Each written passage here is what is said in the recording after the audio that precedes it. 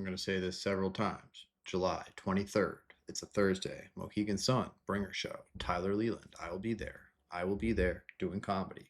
It is a Bringer Show. More people come, the better it is for me. Mohegan Sun, July 23rd. A Thursday. Bringer Show. Tyler Leland, please come. I love you. You're watching this. You're a fan of me? I hope. I'm a fan of you because you watch this for me. I had a great time making this episode with Marklittle. We literally chopped it up for an hour and a half before I had to run down to the elbow room for a very interesting spot I had. Pool boy put me on.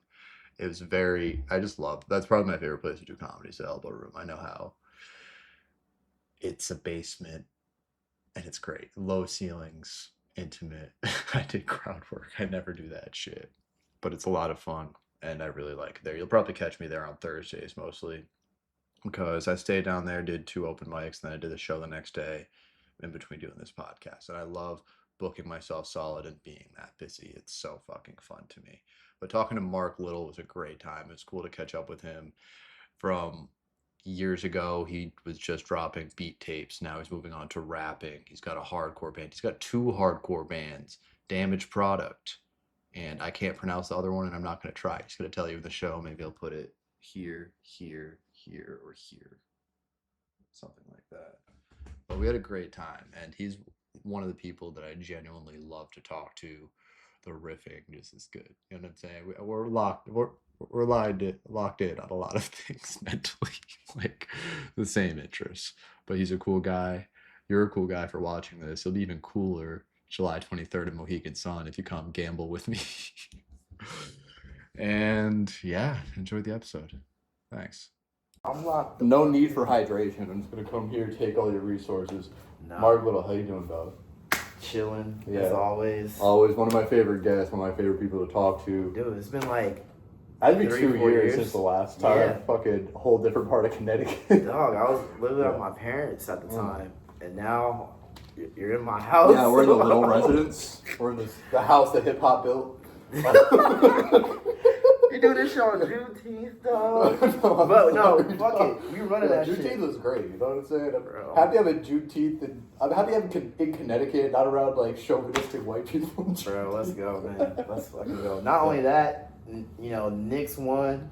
Yeah. It's been a pretty lit week. Yeah, so. 2026 is a solid time, but I just had the full tourist experience. Well, I tried going to all those like Yale museums. They were all closed for the holiday, which makes sense because I had the day off for the holiday. Oh, the government bullshit. I wasn't open. Yeah, you had to work? Yeah, well, you could. Well, I had to work, unfortunately, because I had to play supervisor and shit. Yeah, that's what I was supposed to take off. Like, my sister and my dad took off because we were at the same, like, corporation. Mm-hmm. And my dad's like, damn, you letting us down. Like, you're out there working on Dude, I know. I was so mad. I'm like, there's no one here at this spot. Yes. I'm going to these meetings, there's like 2 people. I know, but those are the best times to be at work where it's like, I'm really the only one. You can just bring your skateboard through, cruise around, like fuck around. There's no management, there's no nothing, and that's like, that's when it is free money, but we work hard for our money. I'm going to start capping about that, you know what I'm saying? Goddamn. But, alright, so we hit Plush. That was a cool skate shop. It's a nice spot. The architecture's insane. Those are my good friends over there. Sir Michael, Tommy, Trevor. Mm-hmm. Well, he moved to California, but like him, he's a pro skater. And then Alexis LeBlanc, who's also another pro skater. Like they own the shop there. Yeah. And that shop opened in 2022. Mm. It's been there for a couple of years now. So like, I've been friends with all those dudes because the skate community is like super close and small in Connecticut. So yeah, that's where I really. You're all at the park, you know. Yeah. But it's funny because I was talking to him about like the trends change so quickly. Like I remember growing up when we were in like high school shit, like Vans and stuff was like the cool shoe. Yeah. You know what I'm saying? And then I saw a kid walk in today. It's like, yo, you got DCs? Like the shit that you would clown on previously. Yeah. And shit's coming back. Like like DCs are coming back. It's insane. Yeah. Like big puffy. The clunky shit. The early 2000s baggy ass. Like I wear those Uniqlo jeans and all that. Yeah, I was like, shit. what? Yeah, it's a trip. But I think also Vans kind of lost their way because like they started like before it was okay. These are like $20 shoes. no support whatsoever. Nah, they didn't have like the pros. Like it was literally just flat. Your feet getting fucked up. You ain't walking nowhere on this. You need to actually skate. Yeah, I used to skate Vans all the time. Yeah, I used to wear my shoe, and now I'm like, no, I'm 30. Like I need support. I'm skating like actual good shoes. Oh, bro, being 30 is fucked, dude. I had like, okay, I was 29, and I, you know what I'm saying, whole life I did cater. I was lifting with lower back. You know what I'm saying? Spinal. You don't know. Yeah, you don't know if you did all the proper lifting. Like, you don't realize how important that shit is. But, yo, I sneezed, threw my back out, and I was, like, out of commission. I sneezed. Are you kidding me? It be like that. Shit, bro. You could sleep the wrong way, and then your knee be feeling weird, or your back be feeling weird. I'm like, bro, I can't skate today or do anything. But yeah, motherfuckers, like, can't believe how ready for combat every 18-year-old is. You know what I'm saying? I knew I was getting older when I'm like, I can't start skating unless I have to stretch. Yeah, like, that's how I knew. Limber up. That's how I knew. That's how I knew. I was like, oh, I have to stretch now in order to feel good on the board. Like, I can't just be like, all right, I'm getting off the car. Yeah, I'm just popping out.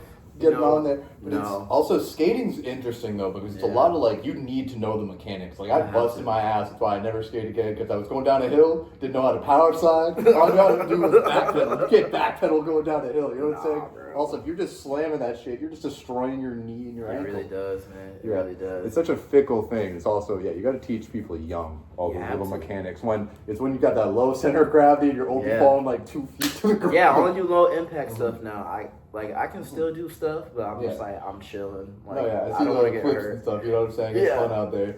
But it's really just, I think skating's cool because it does demand that blood sacrifice. It really does. Yeah. It really does. And the culture is just awesome. No, it's the best thing because you can go from, like, skate, from, like, punks to rap music, and it's just all represented, and everyone just bonds over this one thing. Dude, I'm, like, without skating, on God, like, Marklittle, like, would not existed.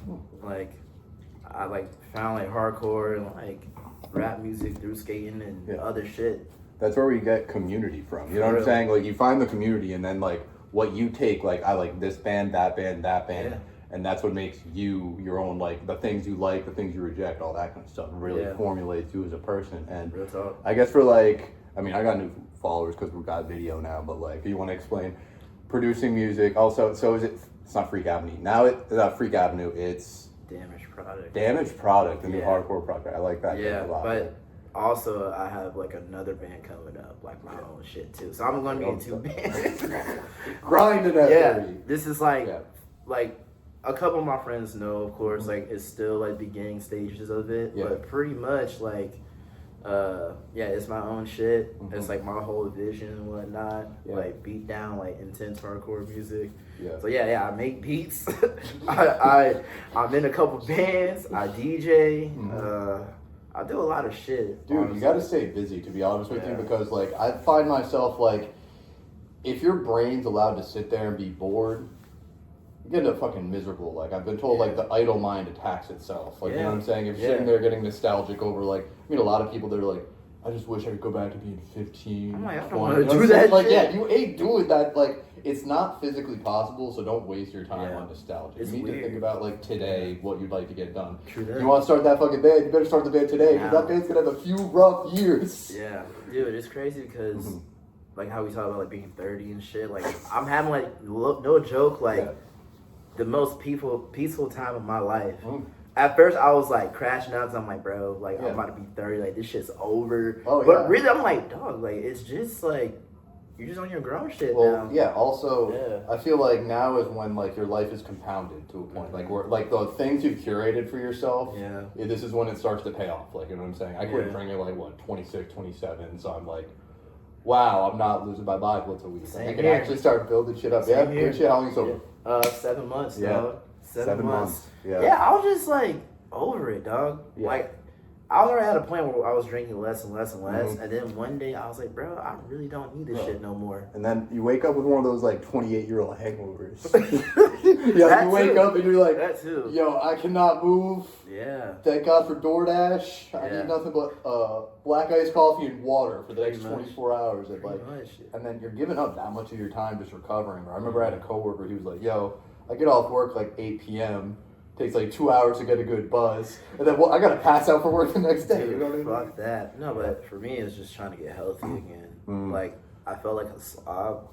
Like, I wasn't scaling how I was used to, and just life in general. And I was like, if I'm gonna turn 30, like, let me like change some shit up. No, you're trying your best. You know what I'm saying? Exactly. And that's best decision I made in a long time. Real shit. Oh, bro, me too. Like, I mean, still, I can't think of a better decision I've made in the last 4 years besides that shit, bro. It's also like because I just believe like a lot of modern society is about escapism. It's about like withdrawing from this reality because news is scary, politics scary, fucking next door neighbor is scary. Like all of this shit. Gas prices, they're like, gas is gonna hit 20 a gallon. Like, they can't even print that on the fucking front of the gas station no more. Yeah, everyone's like, the world's on fire. But, like, there's little things that remind you, like, the world is still good out there. Because everyone pays attention to the bad so much.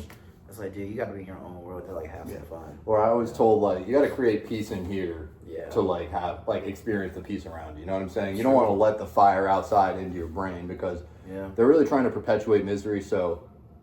Don't invest in your 401k. Blow all that fucking money. Rack up that credit card debt. You're going to die tomorrow. You know what I'm saying? They want everyone to just fucking basically die tomorrow. And they want to have that mentality of like, no, nothing good's going to happen. You're not going to have a world where you can have kids. You can't own a house. You can't do any of this shit. They're really just perpetuating that negativity. It's like, they're trying to make you so miserable you don't want to go skate. Or like anything, bro. Like, dog, I had to like disconnect myself from that thought process because I was always just worrying about like what the fuck was going on. I'm like, dog, like I need to just live. I was like, like so many. I have other homies that mean well, you know, but they'd be like, dude, like everything's terrible. I was like, dude, like no, it's not. Also, I was trying to do a stand-up bit. It was something like. People trying to walk up to me and talk about politics. I don't want to hear nothing about your politics if you don't own a tongue scraper. If you don't have these basic necessities down. If we are brushing our teeth twice a day, don't talk to me. Washing 3 times a day. Like, wash your ass, bro. Dude, you know what I'm saying? Like, this is the basic shit. Like, let's see. I revamped. I went through a life change like last month where I'm trying to get skincare done, like fucking $200. I was a fucking face wash, vitamin B. It be like that. I did the same thing. Like I started like after I got sober, dog. Like I started working out again. Like I started like going to therapy again, which has been super helpful. And like you said, self-care, like skin routine, do all that stuff like that because like you wake up and if you're just like I'm gonna lay here and die until I absolutely have to leave for work, I'm gonna be in a rush for work. If you wake up, do like 3 things to like better your life and then go to work not in a rush, your whole perspective is different. Like, you know what I'm saying? You're like, okay, I'm coming from a dub right now as opposed to coming from like deficit. Yeah, it is, dude. Also, if you're not one of those angry people at 7 a.m. speed riding people's asses on the fucking street, I'm like, bro. people who do that, bro, they're not good people. Because like, I have like a 30-minute like commute to work, which is so chill. I love it. But I have to get on the highway and motherfuckers be going crazy, like for no reason, just like on me. I'm like, dude, you're gonna make it to your job. Exactly. Like we all. Are you on your last strike where 15 minutes late is gonna kill you? You know what I'm saying? But like, bro, there's like chill out. A nice 30-minute commute with like a coffee shop you like on the way. It's nice. I don't drink coffee, but like if I had to get something from the store, like at the gas station, and then like. I listen to some pretty good music or like a good podcast. You don't do any coffee caffeine, like matcha or a little bit of matcha, a little bit of like energy drinks. Energy drinks are terrible. They're I know they're so it's bad. It's okay. But like working at the job that I got, I'm like, I gotta be so energetic. I've started catering again. I'm about to do an 8 to 8 tomorrow. Woo! After I'm supposed to go from here. I'm supposed to slide back to East Hartford. Do the 8:30 show there. Whenever I get out, then drive 2 hours home and go to work at 8 a.m., bro. Dog, you going crazy. No, but it's really just like, I love it. Yeah, it's like that because like if I'm not overbooked, I'm like, how the fuck am I going to be able to do this if I'm like remaining stagnant? Because I could tap out. I could be like, I asked them to put me on the show, and I could be like, no, thank you. But any opportunity I want, bro. I've been doing comedy 4 years. I've been seriously trying maybe 1 year.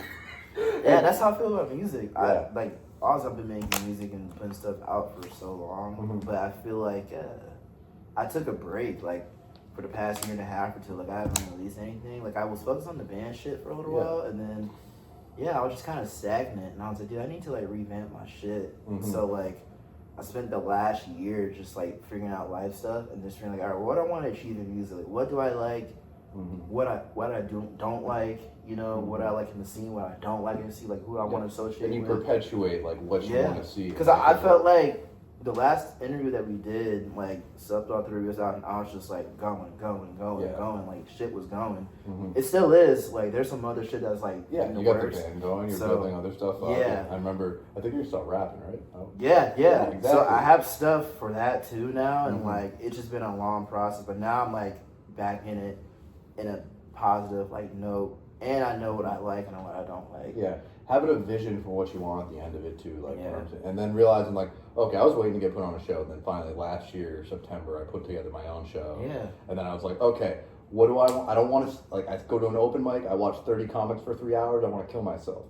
Probably got to edit that out. I don't want to watch that much comedy. I want 5 comics, open and close, done in like an hour and a half, and that's it. And like you just take like this is what I want. This is what I think it should be. Yeah. Bang it out. Most fun I had in my life. Yeah, lost money on it, like you know what I mean. I don't, like, I don't give a fuck about losing the money thing too. It's just like, bro, I'm having fun. Like I'm building a community with my friends. Yeah, you know, like I want to be around the people that I want to be around with. Exactly. Because there's so many like lame ass motherfuckers out there. I know it's going on YouTube, so no, you can say whatever you want. Right. Like, we are vaping. We are not fucking you, motherfucker. I say no about it. I'm kidding, but like just being an observer of like. In this scene, whether it's like music, comedy, or whatever, weird shit. Like, you know what I'm saying? People are just weird, man. They're just so insecure, and I'm not an insecure dude, so it's just like, just being around people that kind of sun you or try to cool guy. He's like, bro, we are grown as fuck. Like, you know what I'm saying? Dog, I'm 30. You think I got time for some fucking 23-year-old kid to be like, oh, bro, alright. Why? Also, what is productive about trying to punk someone? Like in your life, you know what I'm saying? Like, what is it like? You know, like okay, like. In middle school, it was something when there was nothing else in the world. Dude, like, what is wrong with you? Like, been there, done that. Like, and I've been speaking on shit too. Like, I know some people be like, "Yo, like Mark's pretty intense." Like, I don't give a fuck because you see, like, I'll be speaking my mind. Like, I don't hold back anymore. That's what I want. The other thing is, I want to say, like, I wish close friends wasn't a thing. I wish we could all just speak openly. Yeah. I want everyone to say every fucking take out there. Like, that's the one thing they had right on Facebook where it's like, nah, you're gonna hear what this old white lady's thinking. Like, if I'm posting it, like, not on the close friends, I'm posting for a reason. I'll see some whack ass shit. Like, there was some crazy shit that was going on in the DJ community up in New Haven. That's like a long story itself, and like basically, like there's like a very popular venue. I'm not gonna name them just for their sake, but there's like a collective of dudes that's just like DJ and stuff, and there's like an altercation that happened, not like physical, but like one dude said that some dude said a derogatory term, which wasn't true, and then like people ran with that dude's story that he lied about. And like they were doxing like his wife and his kids and shit. Like one person was, and then like, it was bad. No, because like that's the issue with like legitimate claims is one thing. In addition to like, it's also like a verbal thing as opposed to like it's not like someone came and smack the fuck out of you, but also. And the crazy thing is like that's the most like safe space like in New Haven. It's like a nice calm. Like they do so much for like marginalized groups and shit. So. I knew when I heard the story, I'm like, nah, that shit don't add up. Like, I was talking like some close homies about that make music, and they're like, yeah, bro, we know that dude. We've done shows there. Like, we've gone to those spaces beforehand. Yeah, but it's just, you wonder about the psychology of people that make up that fake story. Because, like, I mean, there is true mental illness where we develop narratives in our head, bro. And it's a big step for me in therapy is, like, having someone say, like, okay, say that narrative out loud. Write that narrative down. Get that shit out of just playing in here on a loop. Because as soon as you look at that shit written down, you're like, okay, I'm tripping. Like, you know what I'm saying? But there's people, and that's the major divide with mental illness, with being, like, you know what I'm saying, have a hard time in reality. So true. Being unable to take things out of your head and understand, okay, this is not how it works in reality. I went through the same thing, too. I kind of had to put, like, I had to put, like, my pride aside. I couldn't just be, like, the victim in every situation, you know? I've been hearing a lot about radical accountability. Like, even if it's, like, barely your fault, like, even if there's, like, a large circumstance. Like, you know what I'm saying? Like, if I bitch out and didn't go to the show later, that's my fault. Like, you know what I'm saying? It's like 100%. Like, I bombed that show, it's like, I did that. And you gotta, like, take lessons. Don't hate yourself too much for failure. that's another big thing. You just gotta learn from it. Like I've had DJ sets where like there's 5 people in the room, and I'm like, damn, like that sucks. But I'm like, I'm still gonna DJ like there's 100 people in here. Yeah, exactly. Because you never know who's gonna fuck with your shit. And I'm like, damn, what could I have done differently? And I usually don't be bummed out. Like I'm critical in a healthy way. Now I'm like, oh, like maybe like I should add these types of songs instead, or like maybe I should do this more, or maybe I should ask like the promoter for me to be on an earlier time so I can catch at the right time. Like things like that. Like seeing where you fit up in the lineup. Yeah, stuff like that. Or just in life in general. Yeah. Like I'm pretty okay with being like, all right, like let me change some shit. Let me take some like genuine accountability. Like, because a lot of people think they know about accountability, but they really don't. I feel like people are still kind of like main characters and like, yeah, you know, I was wrong. Like, but you know what I'm saying? I'm Naruto. I'm going through it, bro. Like, you don't understand. You don't hear the sad music that's playing in my head. Bro, you don't think everyone else is going through shit? Oh, bro, that's the big thing. Right. It's also just being kind. Like walking down the street, like, and it's also weird because I remember. I mean, I was like I said, I touristed around New Haven today. I went through all that shit. Gave a homeless dude $1. Walked out of the store. He's like, you already got me, bro. You good. And I was just like that little silly thing of like a just stuff like that. You don't even have to think about like you shouldn't have to think about being nice. Yeah, it should just be like a natural thing. Or and then I thought about like I saw another dude. Sounded like a fucking good Samaritan. Right? Like dude threw like trash into like one of those like.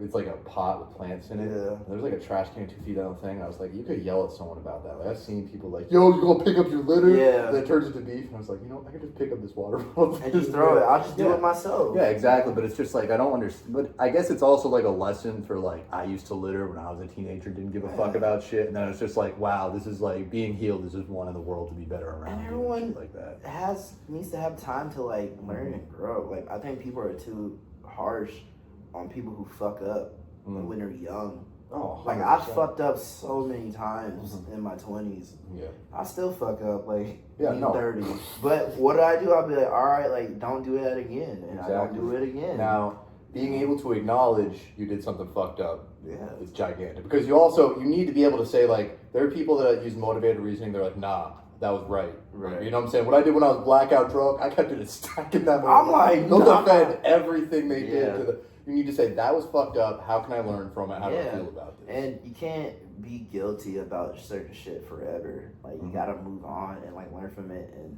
just be better. Yeah. Because that was another problem for me, too. It was just, like... perpetuating shame. Yeah, I'm like, fuck. Like, I feel so bad. Like, I was doing some whack-ass shit. And then I'll just be stuck about it. Yeah. And my therapist was like, you can't be stuck about certain shit all the time. Like, you gotta make progress and stop being hard on yourself. Yeah. Because I remember, like... You get comfortable in that shame state. Because what I would do is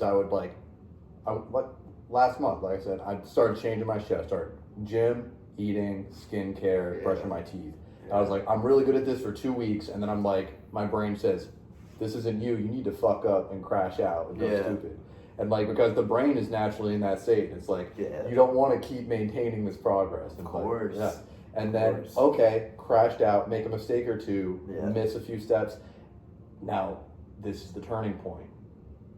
Don't spiral. Don't sit there in that shame. Don't let that dictate and be where you're at. You know what I'm saying? I think of Earl Sweatshirt's quote. What was his song? Exhaust. He was like, you love stank bitches. That's your fucking problem. Yo, I love that fucking album. No, but his last rap album that came out, Live, Laugh, and Love. Yeah. He was saying like, yo, everything's just in your head. Like, you just gotta have strength. Like, I'm emailing you strength pretty much. I'm just like paraphrasing. Yeah. I'm like, yo, he's right. Like, that was one of my go to sleep records. I had the B-side of that on vinyl. I would just spin that constantly because it's nice and calm and shit like that. The new shit with Mike was cool too, and I like that Mike's finding people that they like can like resonate with, and they're making like it's just healed unk music. It is. I got to meet that dude. Like everything that dude talks about in his records, he's about that in real life. And I was like, bro, I fully respect you. Super nice guy. We talked for like 15, 20 minutes. Like me and my best friend were leaving his show. It was him, 454, and Nyante in Boston. This is like 3 years ago. And like we're leaving and we couldn't figure out how to like get out or some weird shit. So I'm like, we got out the car. Yeah. And like I look across the street, I'm like, oh, I'm like, shit, that's Mike. That's Mike. I said it like the most calm way. I'm like, oh, that's Mike. And my best friend, he's like, oh my God, like, we need to go there. Yeah. Like, I'm just like, all right, yeah, cool. Chop it up. Mm-hmm. We just talked like a regular conversation. I'm like, bro, he literally lives this life. It really is Hilo Unk music, bro. Yeah, it but, really is. But it's life is so funny like that because I see like those little like stop holes, like you couldn't like figure out where you were at. Like you were lost, you couldn't move and shit like that, but that's just like putting the opportunity to meet someone like that in front of you. And then that's like, and not getting frustrated in that moment, just calmly getting up and looking around versus just being like, you could just be tweaking out in your car. Oh, and yeah, I could see that. Like, you know what I'm saying? Like, and I know a lot of people like that, dude. And Yeah, it's a lot of people that throw in anger and shit like that. But yeah, man, it's like what you're saying. Just like, you can't get that into your headspace at all. Like that thought process, just like, all right, let me fuck up. You know, let me be on good and bad. I think every day I just try like, okay, like what can I do to be better? Yeah. Or it's also basic gratitude. Like, I'm not like hating on this job I prayed for. Like, you know what I'm saying? Like, I'll be like, fuck, bro. Like, I got a big boy job. I'm like stressed out. But I'm like, it's paying me good. I'm able to live, right? Yeah. Or there's other things that bother me. Like, I liked what you said about playing for 4 people the same way you play for 100 people because I've written all these comics memoirs. They're like, yeah, I was doing comedy for like 2 people at a Chinese restaurant, and then I had to try out for SNL on the phone. And doing that for 2 people at a Chinese restaurant, that's where you get that muscle to just be able to turn it on for nothing. Like, you know what I'm saying? You gotta, man. You can't get so like bummed on shit because everyone thinks like, oh, I need like 1,000 people at like some shit. Or I've done so many like DJ sets where there's been like 1 person in the room or like 5 people. Yeah. But they came to like my other shit before. Yeah, exactly. Like you developed that, and it's also the fact that they're showing love to you is the joy of it. You know what I'm saying? Anyone that pops out to a show or like likes your Instagram post, as simple as it gets, because it feels corny to be a fan of people sometimes. Yeah, I understand that. Yeah, you know what I'm saying? Like everyone's like, I don't want to dick ride my best friend that I've known for 20 years. That broke me to the airport. My best friends come to my show like every time. They come to almost every single show. They're right there with me. They're like, bro, we're glazing. We don't give a fuck. Exactly. Like, we you know want what to I'm saying? see Like, you're the best. Like, that's what you got to tell. Like, I'm telling myself that. My friends are perpetuating that. And now you can't tell me and to fucking lie. And I do the same thing for my friends. Like, my friends are super talented as fuck. So I'm like, I'm going to glaze as well. Like, I don't care. Like, they're the fucking best at what they do. It's great. Like, and then, like, just watching them grow and getting to be proud of them and knowing that you saw that in them. But what's something you think you'd want to work on in this year? Definitely, I have a lot of cool stuff I'm working on now. Yeah. But what I really want to work on is just being, I'm trying to think of the words how to like describe it right. As far as like music stuff, like just being more open in a community, like just because I'm like kind of introverted with people a little bit, like. People, oh yeah, like you do your shit, like it's cool, whatever. And I'm like, oh yeah, things. I like hide in the corner. Yeah, you know. Now I'm trying to like break out of that politic and like actually talk to people and be like, oh hey, I like you doing this. Because a lot of people, because I understand why people are like, bro, you're kind of like mysterious, like I don't want to say the dude, but like kind of like an MF Doom. Yeah, I live kind of like low key type of guy, and I'm like, I get it. It's a mystique that people build. It's also like even shit like you ever see an interview with that rapper Joey from Providence. You know what I'm saying? Like it's like you see my music. This is how I interface to you, as opposed to like. So yeah, I'm trying to get actually being human with someone. Yeah, so now I'm trying to get better at that, and I'm in like little like collective pockets now, which is nice. Like there's this thing called Two Primo that they're like a collective of like DJs from like Westerly, Rhode Island, and like Mystic that have like residency. So I'm part of that, like DJing for them. I've been doing it for like a year. Like Yaro's like the coolest dude. He's given me like the biggest opportunity. Like I feel like I've helped like build that up with him, and I don't know what he saw in me, but he was like, bro, he was like, I fuck your shit, you're different. Like, no, it's bro, and that is the most beautiful thing in life because like literally I had moments where I would have gave up if I didn't have one person believe in me, and then I was like, oh wait, like Dave thought I was good at comedy before I thought I was good at comedy. Or I'm trying to get better personally at accepting compliments and accepting that kind of love. I had a hard time with that too. Because I'm weird with that. Because I'm like, I don't like compliments. I don't like people be like, oh my God. I'm like, dude, I'm just doing my thing. I always say, I'm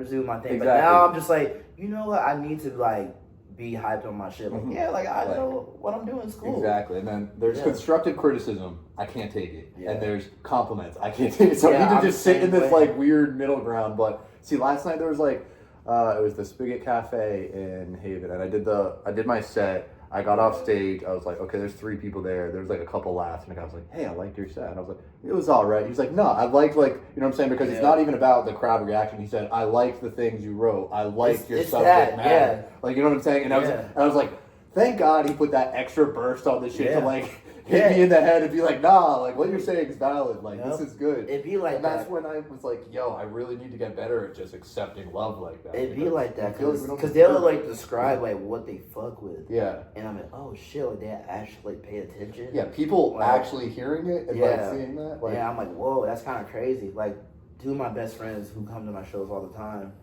they had like a serious talk with me one time, and they're like, do you understand like what you're doing, like how like talented you are? I'm like, dude, what are you talking about? Yeah. And I'm just making beats. Like, I had a live show I did like one time, and like it was a really good show, and they literally sat down with me for 30 minutes. We're like, Mark, like I don't think you understand like what you're doing. Like you could do some shit. Yeah. I'm like, what are you talking about? And literally for 30 minutes straight, they gave me a lecture of like, you do this, this, this, and this, and this from a musical standpoint. And like, they're like, dude, you're doing it like all like rocket science. Like, there's people that do 25% of what you're doing that are like trying to make it with no other things. You know what I'm saying? Or like even like you're coming from a place where you're providing for yourself and you're doing all these things. Yeah. And so now I finally understand like, oh shit, like I see what they're saying now. It like clicked this year finally, or like towards the end of the year. I remember like I did a Halloween set in Mystic. That's also a funny ass story too. It was I like understood what they were saying, like how the set was. But that night was funny too because we high key got a lady canceled by accident. No. What's your request of Britney Spears? No, I have to give you the rundown. This is gonna be like a 5-10 minute story. This show usually runs out. Go crazy. So I like DJ'd at this spot in downtown Mystic. It's Halloween, like Halloween or whatever. The set went crazy. All my best friends were there, and like, I'm pretty much like packing up. What happened was like, they gave us extra time to go DJ because we're turning the fuck up. They're like, bro, you can play an hour extra. Fuck yeah. And I was like, oh fuck. So we going crazy, and it went full capacity. So they had to shut it down, unfortunately. So I'm like, you guys gotta leave. So like it's me, Yarrow who runs, the Wakefield and and like the bartenders and the manager, and we're talking about the night. And my best friends had to wait outside because obviously they left. Yeah. So they're like in front of the bar, and there's this lady. She's like known to be fucking reckless and mystic, like this 56-year-old like crazy white lady. Like, she lives above a bar at the time. I don't know if she still does, because what happened. Being on the scene at that point is crazy. And she's a problem. So the first thing that happened, right, I'm DJing, right? I'm, like, doing my thing. And, like, I feel someone, like, coming towards the table. So I'm like, oh, great. Like, just lock in. And, like, I'm wearing my hat. And, like, I see someone just smack the fucking rim out of it. I looked up. Like skate park bar about to come out, like yo, what the fuck? Like I just got assaulted. She's laughing. I was like, yo, like don't fucking touch me, right? And a 55-year-old woman. Was she white? Yeah, she was white. She was white. It gets crazy, trust me. So like that happens, right? And the night goes on, right? It'll all connect. So my friends are outside, and my homie, he's like recording, like oh shit, like. The thing like shut down. He was basically like one promoting like the night. We shut it down at capacity, extra hour. And then too, like he was also like videotaping because like he was letting his girlfriend know like, hey, like I'm safe, like whatever. She sees my boo recording like the thing, and she's like, you shouldn't be recording, like you're like putting a false narrative, just like on some weird shit. And like my boy's like, dude, like. Mind your business. Like my homies are like very calm, collected dudes. Like they don't cause no trouble. Like they're not wild. Like they're a good group of people. Yeah, we're not yelling world star. And Nah. Like they're good people. So like he says that, she starts flipping out. Like berating my boy. And then my other best friend like hops in. He's like, oh no, like you're not gonna do my boy like that. Yeah. So he's defending my boy, and then like he's arguing with the white lady, and the white lady just drops like the N-bomb with the ER, and my boy's recording. My boy who was recording got it all on video, and my homegirl was there too. So she's cussing him out. She's cussing her the white lady out, and she's like, "You fucking bitch! Like you racist ass bitch!" Like she sees the camera rolling. She's like, "No." She looked at the camera. I kid you not. She looked at the camera. She's like, "N-word, N-word, N-word, dipshit, dipshit." Point him out, right? Gets caught, right? So like, I'm packing up while this is happening. I'm inside the bar and they're outside doing this shit. So what happened was like they try to come inside, like, dude, like this lady's acting wild, and I'm like, you guys gotta go outside. They're like, no, like this is what's going on. Help us. And I was like, I'll be outside, right? So like I walk out like 30 seconds later, and the white lady's like walking up the step, walking out. Yeah. And like they're cursing at her. I'm like, what the fuck's going on? Yelling at a 55-year-old white lady. So like they tell me what's up. I'm like, yo, what the fuck? Yeah. So like I'm hot. So I'm like, what? So like I told like, you know, the bartender and other people whatnot, and then like we like sent the video and shit like that, and then like it got posted. Like we posted like on our story or whatever. Like, yo, this crazy white lady just said some racist shit to my best friend. Yes. Like I was like, I'm praying on your downfall type shit, right? This is wild, right? Yes. We were just one way to get held accountable, right? And be banned from the bar. Yeah. What transpired, Tyler? It opened a can of fucking worms, bro. So the next day, like I told my parents, like, yo, you won't believe what happened. Like this shit was crazy. And they're like, damn, that's wild. So like I showed them the video, and my parents like, that's wild. Holy shit, yeah, like I sent the video to like the homie Yara who runs Two Primo, and he's like, bro, this is fucked up. Like she owns a coffee shop and like in stories and shit like that. This is wild. I'm gonna get to that part. You better made a song, bro. Like chopped it. This is wild. No, this story is crazy. This is the most insane keep going. Situation. Coffee shop. So like, he like shows her the video. She tried to lie about it, of course, right?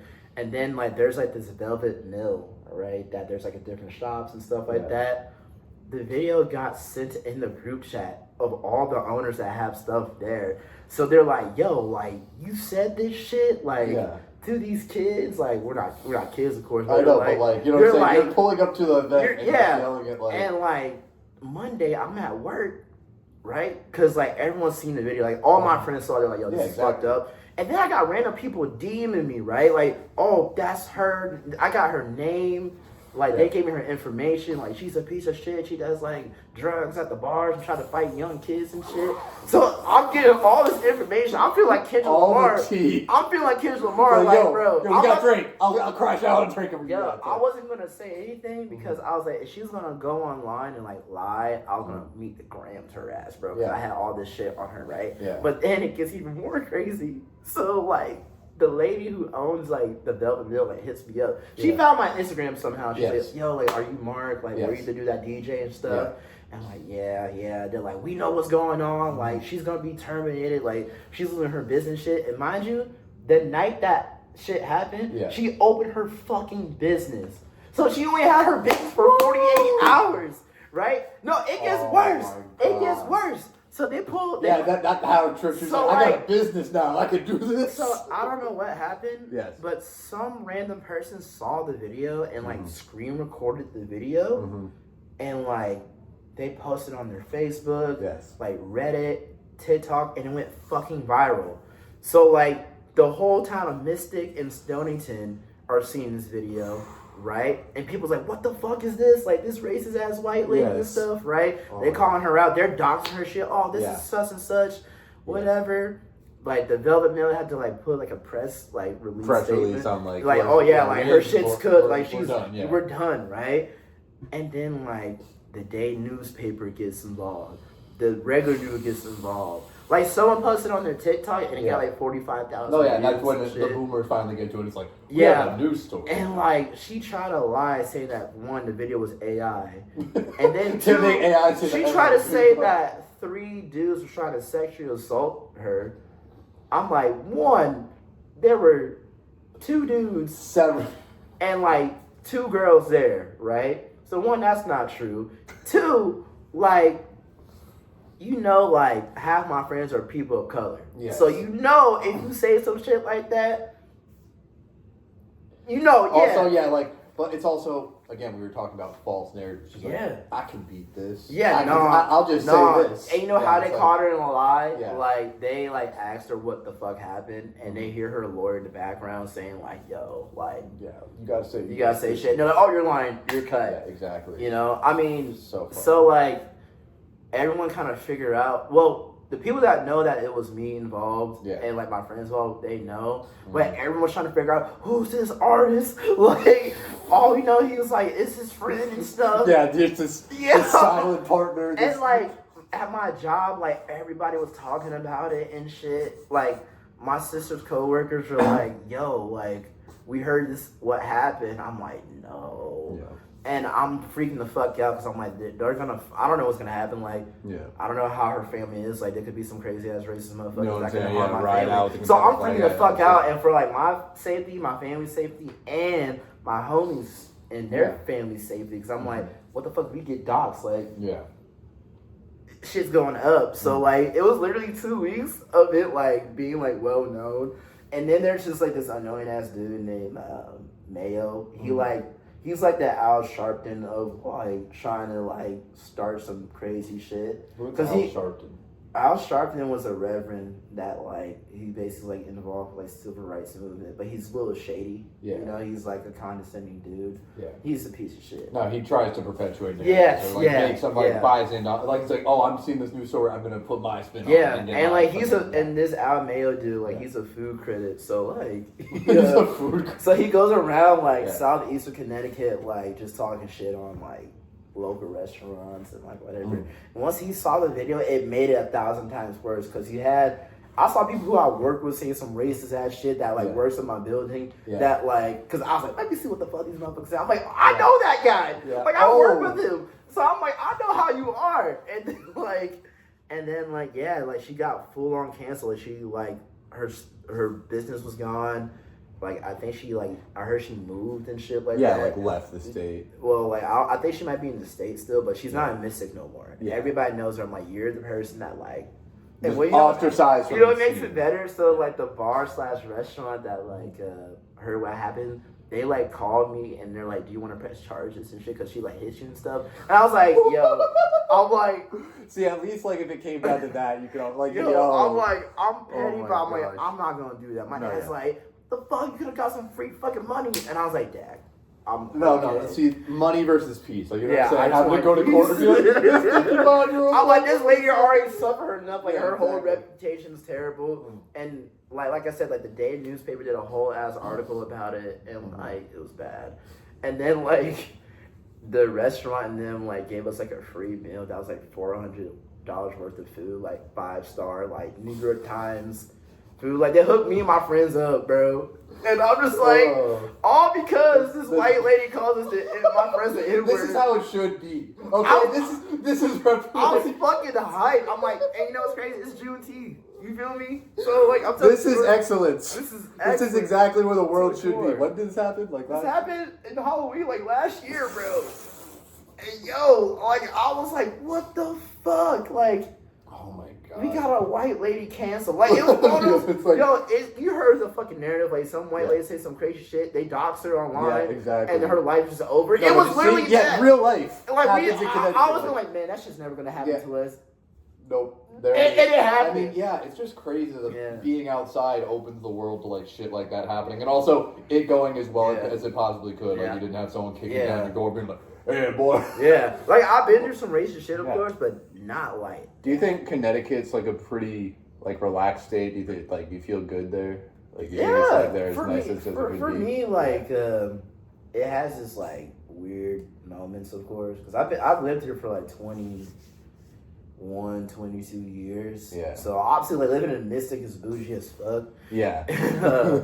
Like you can run into some weird ass motherfuckers for sure. Like growing up, being like one of the very few black kids in the middle school, or just like in the area, like I could be like, nah.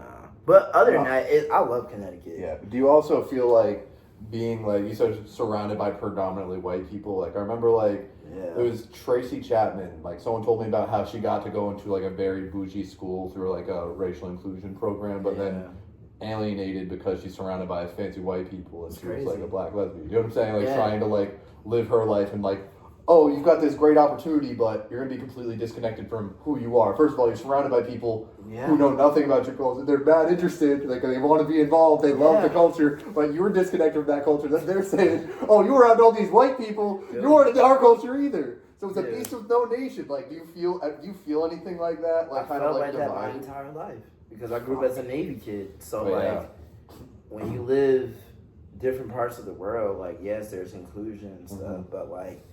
Yeah, it was so being the only black kid in the classroom, and then like you have this culture or this thing that you fuck with, and like white kids don't get it, so they're just talking shit, and you're just like, like haha, but in your back of your head, you're like, that's kind of weird. No, I remember like You Got Future and people hating on it, like you know what I'm saying, like cause that was a sensation when I was in high school. But I remember like someone downtown people were just, yo, they suck. Yo, they suck. Like, just because they knew I liked them, and they were just sitting there and just kept yelling it to see if I could, yo, they don't suck. And, like, trying to, like, what? I'm going to let you yell about it, bro. Like, what's the deal? I never gave a fuck. I mean, as a kid, it hurts, of course, but, like, I came to a point, like, when I was, like, 13, 14, maybe 14. Yeah. I was like, man, I don't give a fuck.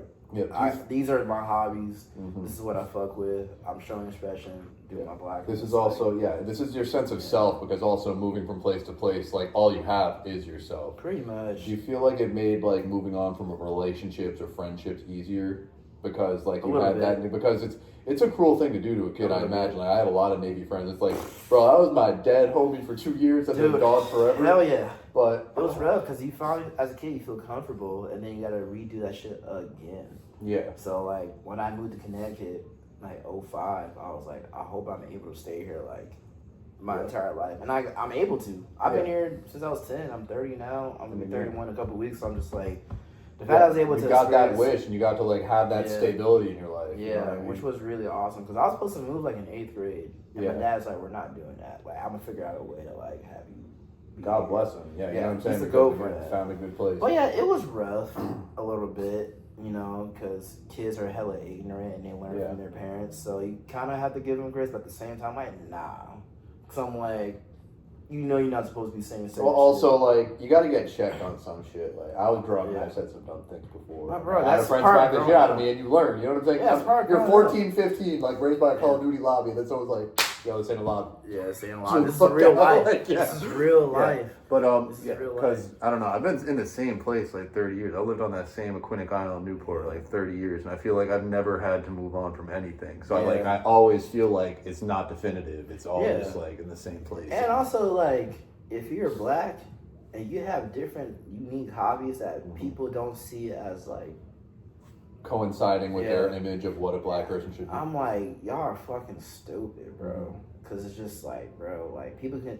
I've always had the belief of, like, you can do any type of medium and showcase your blackness to the highest core. Yeah. Whether it's skating, whether it's, like, hardcore music. Playing an orchestra. Yeah, it don't matter. Like, literally. Like, you're going to have some black shit in there, regardless. Like, it's going to...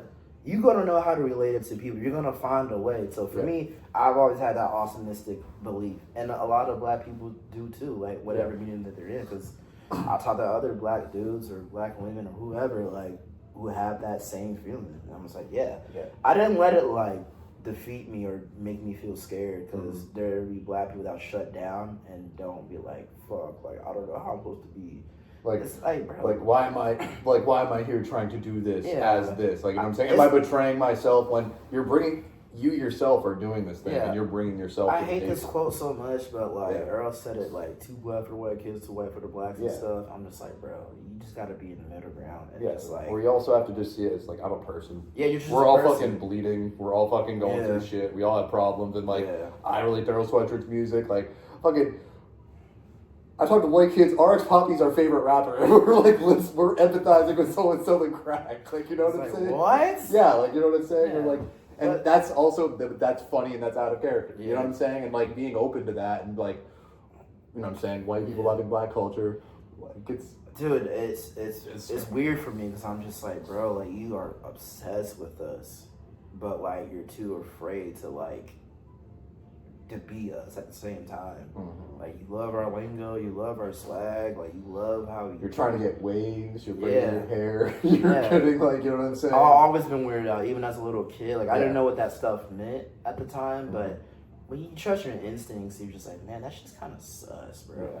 And when you get older, when you understand, it's like, nah. Because I'll be like looking at motherfuckers weird. Like, even like in the hardcore scene, like when certain people do some certain shit that like are quote unquote edgelord or like they're trying to like mimic us. And then when you try to say something about it, they get all in a hissy fit. Yeah, it's and I'm like, bro, like, okay, if we're doing this in satire, you should be able to like look at me and talk to me about it in satire. You know what I'm saying? Or at least like, or commit to your bit. Yeah, and I'm like, I'm not trying to cancel you or nothing, but I'm like, you gotta understand where the fuck I'm coming from. Like, I grew up where like I saw people like drew swastikas like in my neighborhood. Like this happened a couple years back too, like in my parents' neighborhood, like saying the N-word, like Nazi sign and all this other weird shit. I grew up where people were saying like monkeys and like all this other fucked up shit. So I'm gonna feel some type of way because I know how that shit feels. Like I don't like edgelord shit. I don't like weirdo shit like that. Like a couple weeks back, like I said something on Twitter. I was like making a joke, not making a joke, but I was like, bro, I'm like, hardcore dudes are fucking weird because I'm like, they will berate the fuck out you if you're not straight edge. But these are the same motherfuckers that have the Iron Cross as the logo. Body. Like, and I'm like, yo, that shit's kind of weird. They're like, bro, like, we're just you don't understand that I've come from German descent. I'm like, no. I'm like, that shit is weird. Yeah, exactly. Like, your favorite hardcore band should not be having that logo. And that's why I can't take y'all serious. And some people understand it. Cool. Yeah. Some people don't. Whatever. You can't. Now, do you think is hardcore in particular like just a strange scene for that because like they're all sort of yes and no. Like it's a very inclusive community-based scene. Yeah. Like people really like look out for each other. Like there's a lot of positives in hardcore. Oh yeah. Like hardcore changed my life. And I see people drop their phones. They stop everything in the pit. Yeah. This is your phone. Yeah. Whose phone? Do you have your phone? Falls like, you know what I'm saying? Like literally, in the pit, like they'll pick you up. If people on some weirdo shit, they'll call you out. Yeah. But also there's negatives. Like motherfuckers try to be fake tough. Yeah. You know, motherfuckers try to do weird shit with girls and like think they can get away because they play a good riff or do some weird racist shit. Yeah. And I'm just like, nah. I'm like, you're supposed to be about community, but y'all are not representing community out here. We're just we're trying to hang out, push each other around, and push each other in the face, man. By mistake. What's the grossest, weirdest thing you've seen in the pit? I saw someone pick their nose and eat it at the last show I was at. The weirdest thing I've seen. It ruined my whole night. I was like dry heaving in the pit. I watched this motherfucker pick their nose and eat it. The weirdest thing I've seen in the pit? I haven't seen a lot of weird shit. I seen motherfuckers just go too intense, like a 6'4", bald headed, like skinhead looking motherfucker, just trying to like. They always got red body like a little like 4'10" girl, and I'm like, bro, you're lame. Or like I saw this guy, he was like 6'2", wearing Tim boots, going like duh, and then he's like, why is no one in the pit? It's like we don't want to catch that Tim boot to the face. We're not trying to like run into a cyclone of like the garbage. But like, bro, this is hardcore. I'm like, bro, like you don't gotta do all that shit. Yeah. Like I understand. We're 30. It's intense, but I'm like, bro, like read the fucking room. Yeah. That's why like, with this band I'm doing now, like I'm gonna make a lot of people very uncomfortable. What can I say? Like the concept is very sad, satire, but also very serious at the same time. Like, you got a name, or you're gonna wait? Yeah, I got a name. It's called Hashima. It means respect in the African Swahili language. So basically, like it's respecting like hardcore culture, the community, and just black people in hardcore too. Like just liberating more black and brown people in the hardcore. Because I don't see that in New England as much, but there are black people in it. But I want black kids and brown kids to be like, oh, if he can do it, like exactly. Like you need to lead the way on that stuff. And also, it's just like with the niche, like I feel like there's no like giant. Let's see, Soul Glow, I think around here. That's amazing. One. There's like, I mean, then you gotta go down to DC. It's like the Bad Brains and shit. What else do we really know about? Like Connecticut hardcore, Baltimore hardcore, New York hardcore is fire. I'm gonna be a hater. Boston hardcore is like cool. It's cool. Like how is that? I'm more. Boston's gonna get. It's like no. I'm New York to the core. I'm sorry, like Madball and like Pain of Truth, like those guys are sick as fuck. But like Florida has an amazing hardcore scene. Like they're fucking killing it. Would that be a good trip? Would you want to like tour down there, or like go do some like DJ? Have you gotten to travel for your shit yet? The farthest I've traveled has been New York so far, but I'm trying to do like LA and like other stuff because I know people out there. Like, so yeah, there's people that listen to my shit from Detroit and like Florida and like Cali and stuff. I'm like, I gotta do a show out there. Exactly. Like if you have that anything that could pull up or any kind of emotion, it'd be also again the joy is like going out there and experiencing it. Like I remember Oliver Tree, RIP, just died. He was just like, I take all my money and I go to different countries and I do music there. He turned out like doing Rolling Loud or Lollapalooza. He was like, I was in Cuba when they called me. I was like, nah, I ain't doing that. I ruined my whole career. He was like, I ruined my whole career. I was in Cuba, and then they called me next year, and I was in Jamaica, and I was like, I'm not leaving. I'm done. Like, you know what I mean? And it's like really, because honestly, if you're gonna die in that helicopter, you want to be working, you want to be out traveling, enjoying your money. When I heard about that shit, what was that, Saturday? I was like, damn, that shit sucked. It's a trip. Well, first of all, someone said like, yo, someone could pull off faking their own death. Yeah, I thought it was fake. I'm not gonna lie. You know what I'm saying? He's very good at such a satirical character. Yeah, and then I was like, oh, like this is real. Yeah, and then other people are saying like, yo, he was saying a lot of shit about Atlantic Records. Yeah, he was saying like, yo, they're not releasing my music. I'm done with music. He was talking a lot. And he's like, I made I made you tens of millions of dollars. What the fuck is up? Yeah, I'm done. And then he got out of his deal, and then he went. He was about to go on that independent tour, and then like that happened, and I'm just like, that's crazy. Yeah, that was devastating. Like no, it's crazy, and I mean, and then actually I went to what's the record stores? Grails on Crown or something like that. Oh, that sounds familiar. I think that's it. Yeah, it might be. It was Grails on Crown. I went in there and talked to that guy today. It was cool. Wow. It was another fun stop. He had Fiddler on vinyl. I was like, yo, I'm buying this shit. What the hell? Crazy. But he told me like, he was like, yo, I know this is making no money. I was like, I used to want to open a record store. He's like, don't do it. Because that's every time you have a dream like that, he's like, yeah, stick with it. But like, he said, people don't come to record stores the way we do. Like, as I go through and I'll flip through records and I'll see something. Like, you know what I'm saying? And that's where Oliver Tree, they weren't listening to my music till I got a bowl cut and look crazy. Like, till I created a persona that was nuts. And so what you do is I would go to a record store, I look through records until I giggle. You know what I'm saying? Like, I'm like, yeah, what the fuck is this? Yeah, like, and then I pull it out and I'm like, I need to hear what this sounds like. Yeah. And then you take it home. But people don't do that anymore. In the realm of physical media, they don't go to a middleman to get that shit. They don't go and like look at a color. They buy it directly from the artist, good and bad. Yeah. Also, I realized, dang, how do they defeat downloading music? Streaming music. How do you like literally like no private ownership, minor shit. Like it's crazy. Like the album I'm coming out with, I'm pushing more physical stuff. Yeah. I hate Spotify. Oh, Jordan just took all of his shit off and like re-released the archive. I was like, yo, it's not on Spotify. He was like, yeah, it's not on Spotify. Dude, I'm like, about to, like, no bullshit. I'm about to like either get it from Bandcamp or like you support my shit physical. And I'm just annoyed because like even when it was like early 2000s, you could steal music. It was like, I ripped that song off YouTube and put it onto a CD. Yep. And there's no iPod. Yeah, exactly. And there's no limits to that CD you can make. Like I can go rip like music from wherever and fuck around, and it's fun. Yeah. Versus, now it's Spotify. Now my friend that wants to listen to Doja Cat the whole drive home, it has to do that. I don't like the freedom. Spotify like rips people off too. Yeah. Like I make no money off my music. Oh, I get you. None. But I still love doing it. Like I don't give a fuck. And then it's like, okay, I want to feel, and then it's like, so now I'm paying $20 a month to feel semi-legitimate. Because that's literally the thing I wanted to like, video is the only thing that got like views on my podcast at all. Like, I dropped 3 videos. I've been podcasting 5 years. I dropped 3 videos. I got more views than like anything except maybe the Zag Kid episode because he uploaded himself on YouTube. Like, literally. Crazy. Yeah, and then, but 4 years, I mean, hey, I knew I could talk to people. Yeah. Hey, I was like, that's the other thing is, I didn't want to put myself on video and look at myself. Like, I don't want to edit this fucking mug, bro. Look at me, bro.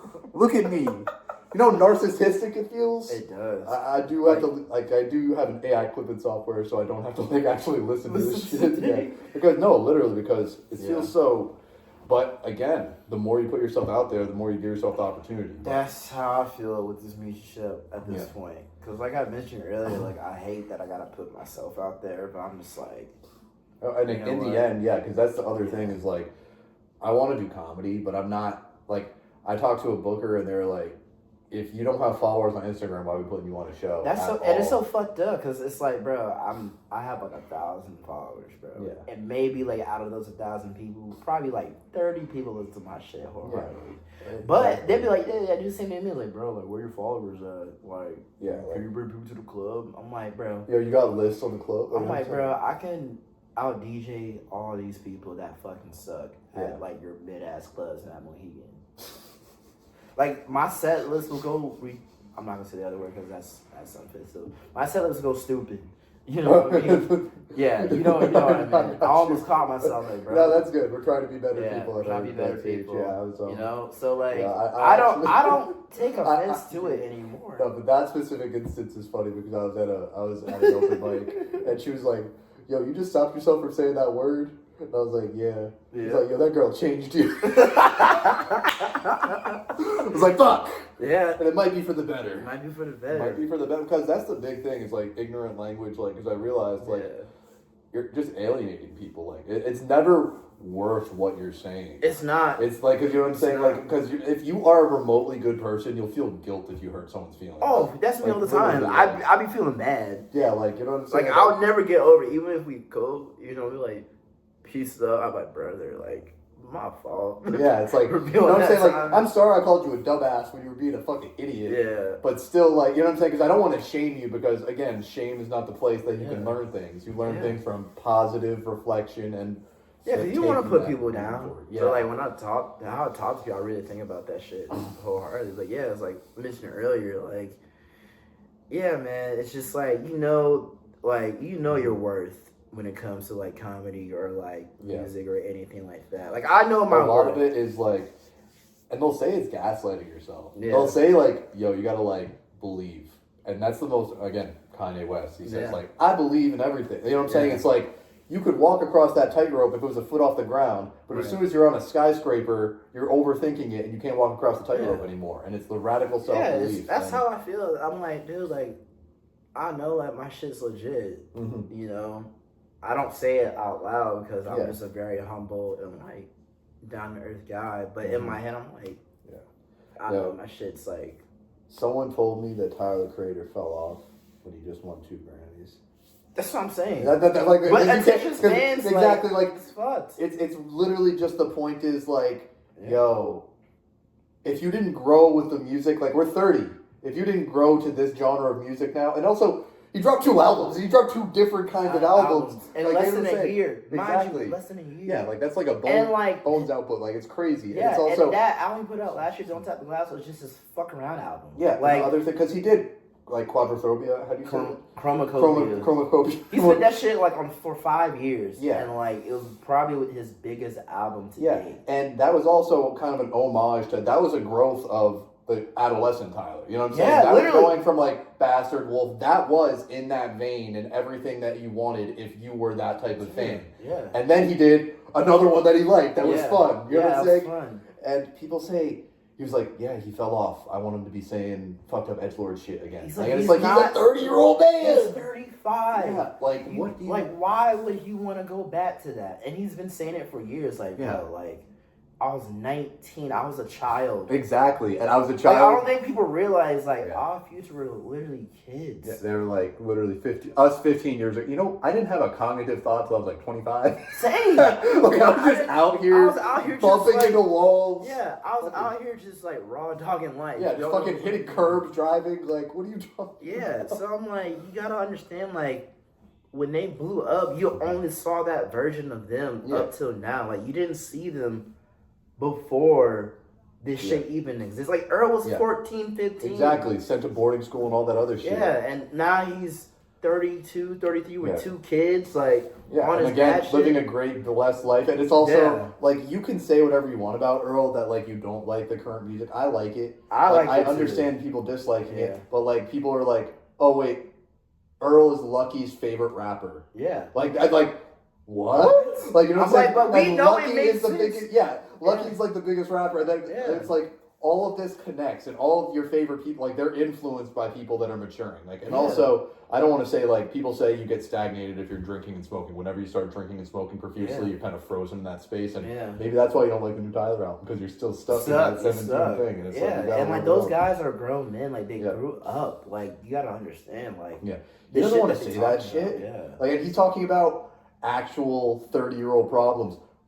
Do I want to have a kid? Yeah. Is this a proper partner? Yeah. I just settled on $1 million, and I had to just be happy that that million isn't hurting me. Like, all my friends are having kids. I'm here just talking about cars, and now and he's like, dude, like my mom's getting older. I'm freaking the fuck out. Like 100%, dude. Dude, it's literally 30-year-old thoughts that we both have. Yeah, like, dude. Like it's literally like home ownership. Yes. Taxes. Yeah. It's like oh my god. I'm like, you guys don't get it. Like these are grown men talking about grown people stuff that we can relate.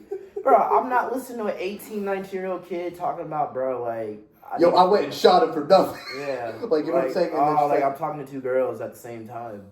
It's like, why as a 31-year-old man, why am I listening to that? Yeah, and it's also like just understanding like, wait, this rapper isn't the best example for me right now. I don't want to be this. Yeah, like there's even rappers that are like older than us that's on some bullshit. Yeah. Like I'll say his name, I don't care. Like JPEG Mafia is just a bitter dude.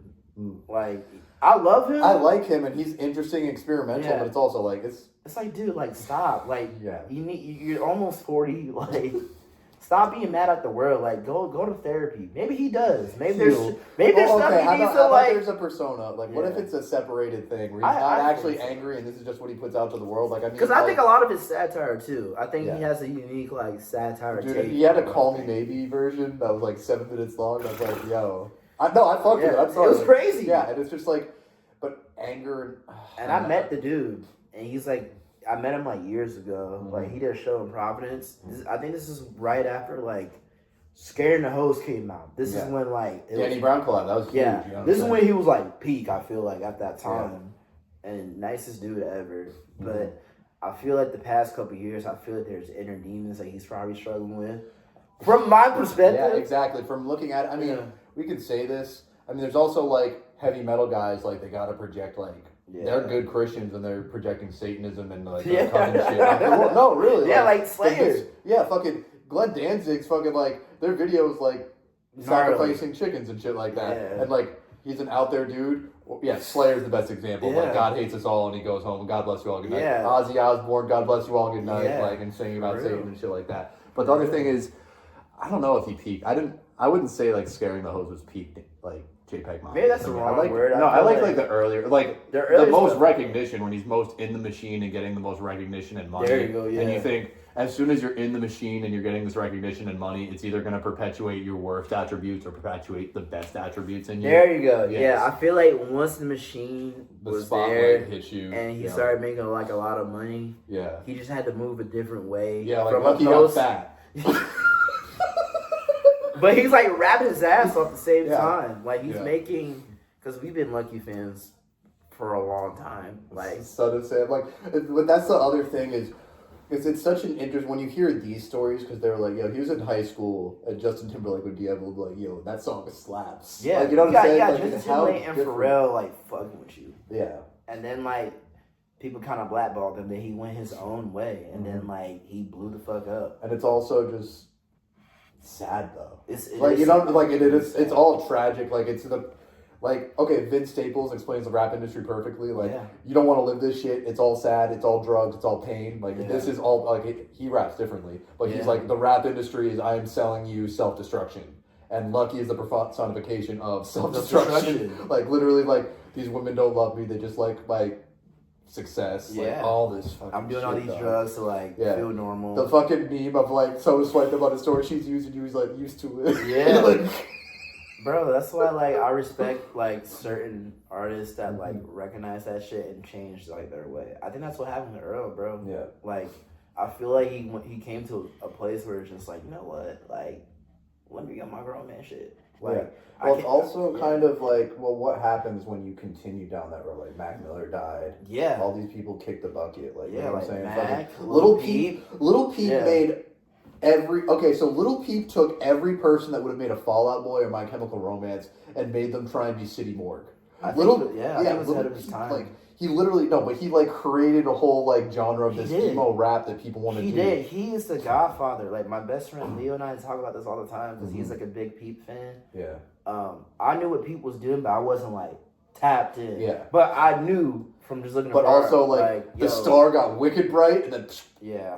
Too soon. He was too young. Yeah, dude. And then it's still like all the other people, there's a Lil Tracy and shit like that. They're all on the wave and they're all around it still. Yeah. Well, also, this is a huge gripe I have is like they're releasing Mac Miller albums. They're releasing Little Peep albums. We gotta support the you know what I'm saying? Like we're releasing this for the family to get money. Yeah. No, fuck that. They're dead. I don't fuck with that. I don't fuck with posthumous, I think, or posthumous. Yeah. Well, I can't pronounce words. I know what you mean. No, like, and then like you're just like digging up their dead body and fucking it. It's like, bro, let their legacy just live. Yeah, and that's like, if I ever died, I'm like, don't open my shit up. Yeah, never go into the vault, like ever. And it's also you're taking up space. So they would not want you to use their dead clout taking up space that a new kid could make music with. You know what I'm saying? Like, because that's what it would be. Is they'd want someone new to go there and take that spot. Because now. I gotta fight the ghost of Rocky. I have to go up there and try and be better than Patrice O'Neal. If Patrice O'Neal was still dropping shit, you know what I'm saying? I'm not saying we're the same niche. Yeah, I know what you mean though. Yeah, it's like they did the same thing with Tupac. Like they did the same thing with Biggie. Like they just used his legacy. Like they exploited him. That's the word. Like I don't like how they exploited Mac. Mac was like one of the first rappers in a long time. I was like, fuck. He's actually. Well, I'll even 100% the greatest white rapper of all time because Eminem felt corny eventually. And the other thing was like, again, and I'm big into Vince Staples, but he was just talking about like, I was in LA, this motherfucker drove into the hood, picked me up, brought me in, showed me how to. He was like, "This is how you drop on this." Yep. And everyone was like, "Yo, this guy is like one mixtape out. Why are you like?" He was like, "Yo, he's the best." Everyone fucked with him because he he respected the culture in an organic way. Like he didn't have to like front. You can tell like it's just genuine I do this, you know what I'm saying? And he was nice. Yeah, and he was nice. Yeah, and the funny thing is he was like, I didn't even realize I was a white rapper. I was just trying to rap.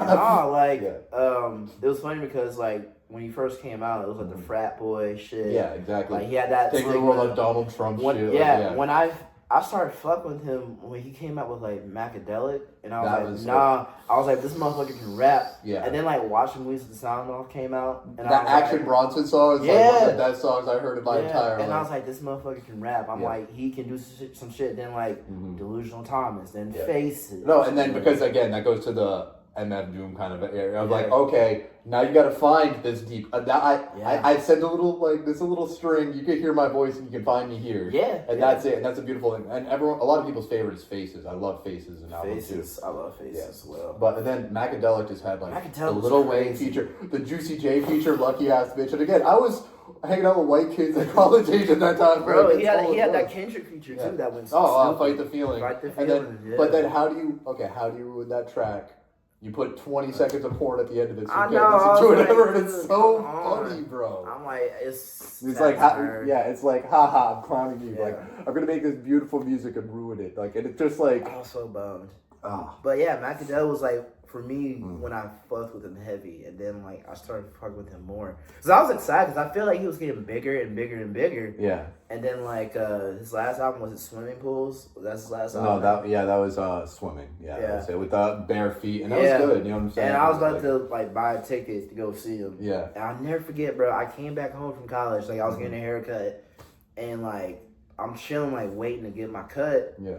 And like I see like on Twitter, like yo. Matt gone. I'm like overdosed. Yeah. What? So I like hit my home and say, yo, is this shit true? Like I'll never forget that day. Yeah. I'll never forget when Doom died. Yeah. Too. Like I was chilling. Doom was a trip. That was a weird one too. Because like it was also like it was way after. He was overweight and all this other stuff. But it's also like a statement release of like, this guy passed. We share the same birthday. You and MF Doom? Yeah. So I'm like, I was just talking to someone about astrology, and they're like, I'm big into he's like part of the reason why I did this music shit too. Like I didn't know guys like Doom and like Madlib can like do shit like that. Like, oh, like you don't have to follow the rules of rap. Like it can be anything you want it to be. Is the most beautiful aspect. So for me, I was just like, yeah, I'll fuck this shit heavy. Like, come on, bro. But it's just crazy, man, how like this industry can be, the scene can be, how like you can get caught up into like fuck shit. It's also, in the end, I believe the biggest aspect of it is you need to be making it for you. And you need to see the entire world as an extension of yourself. Yeah.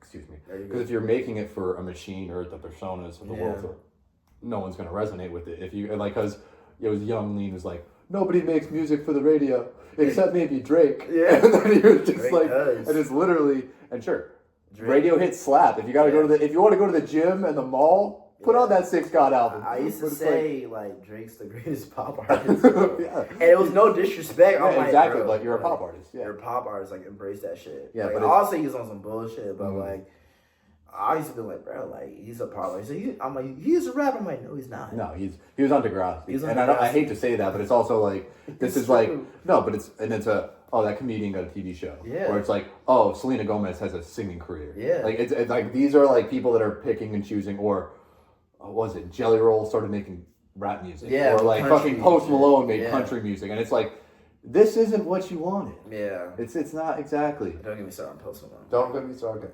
I want to check my battery so this doesn't die, and I also need to blow my nose. And someone said I blew my nose on the last episode, and it really bothered them. Like that was up on like a real thing. So I'm gonna pause this real quick. We're gonna take a quick break. Let's see the things. Yeah. Okay. Providence is good. I guess. Providence, man. Like it's nice. Rhode Island has the largest disparity between like cost of living and wages. It's like literally, it's like the most fucked up thing, and that's why Connecticut too, though. Yeah, exactly. Oh, they say Connecticut's crazy because it's the richest and the poorest. Like my friend I was staying with, I was like, oh, I might go down to Bridgeport to see someone. They're like, don't get gas in Bridgeport, you motherfucker. Like literally, like that. It's scary, but it's. Do you buy merch at shows you go to? Because I bought a Basement shirt, and I'm so mad I have no idea where it is. It's I do, man. If I'm fucking with the band or like an artist, I got to. Even if it's local. Like, exactly. I got to. It's also great because like I feel like it's a completely different, like, you know how many people you went to high school with are trying to design clothes. I know it's not even a shot like that, but it's just like I mean, but like you're saying, like cool shit happens. Like I like this. Yeah. You know what I mean? But a lot of people are like sitting there getting high, and they're just like, yo, I put this sunset on a shirt.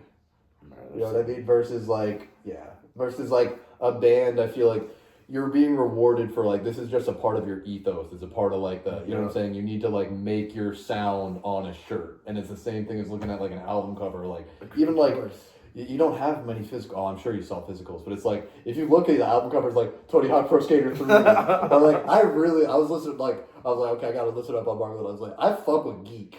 Geek is like the fucking great shit. You like Mob Shaker and all those fucking things. You know what's crazy, man? I spent like 5 years on that project, and for me, like, I did not give a fuck when it came out. Yeah. Like, I did a whole thing. Like, I did like a plush, the skate shop. Like, I did an album release party and like all this other stuff. But Plush is a dope skate shop, by the way.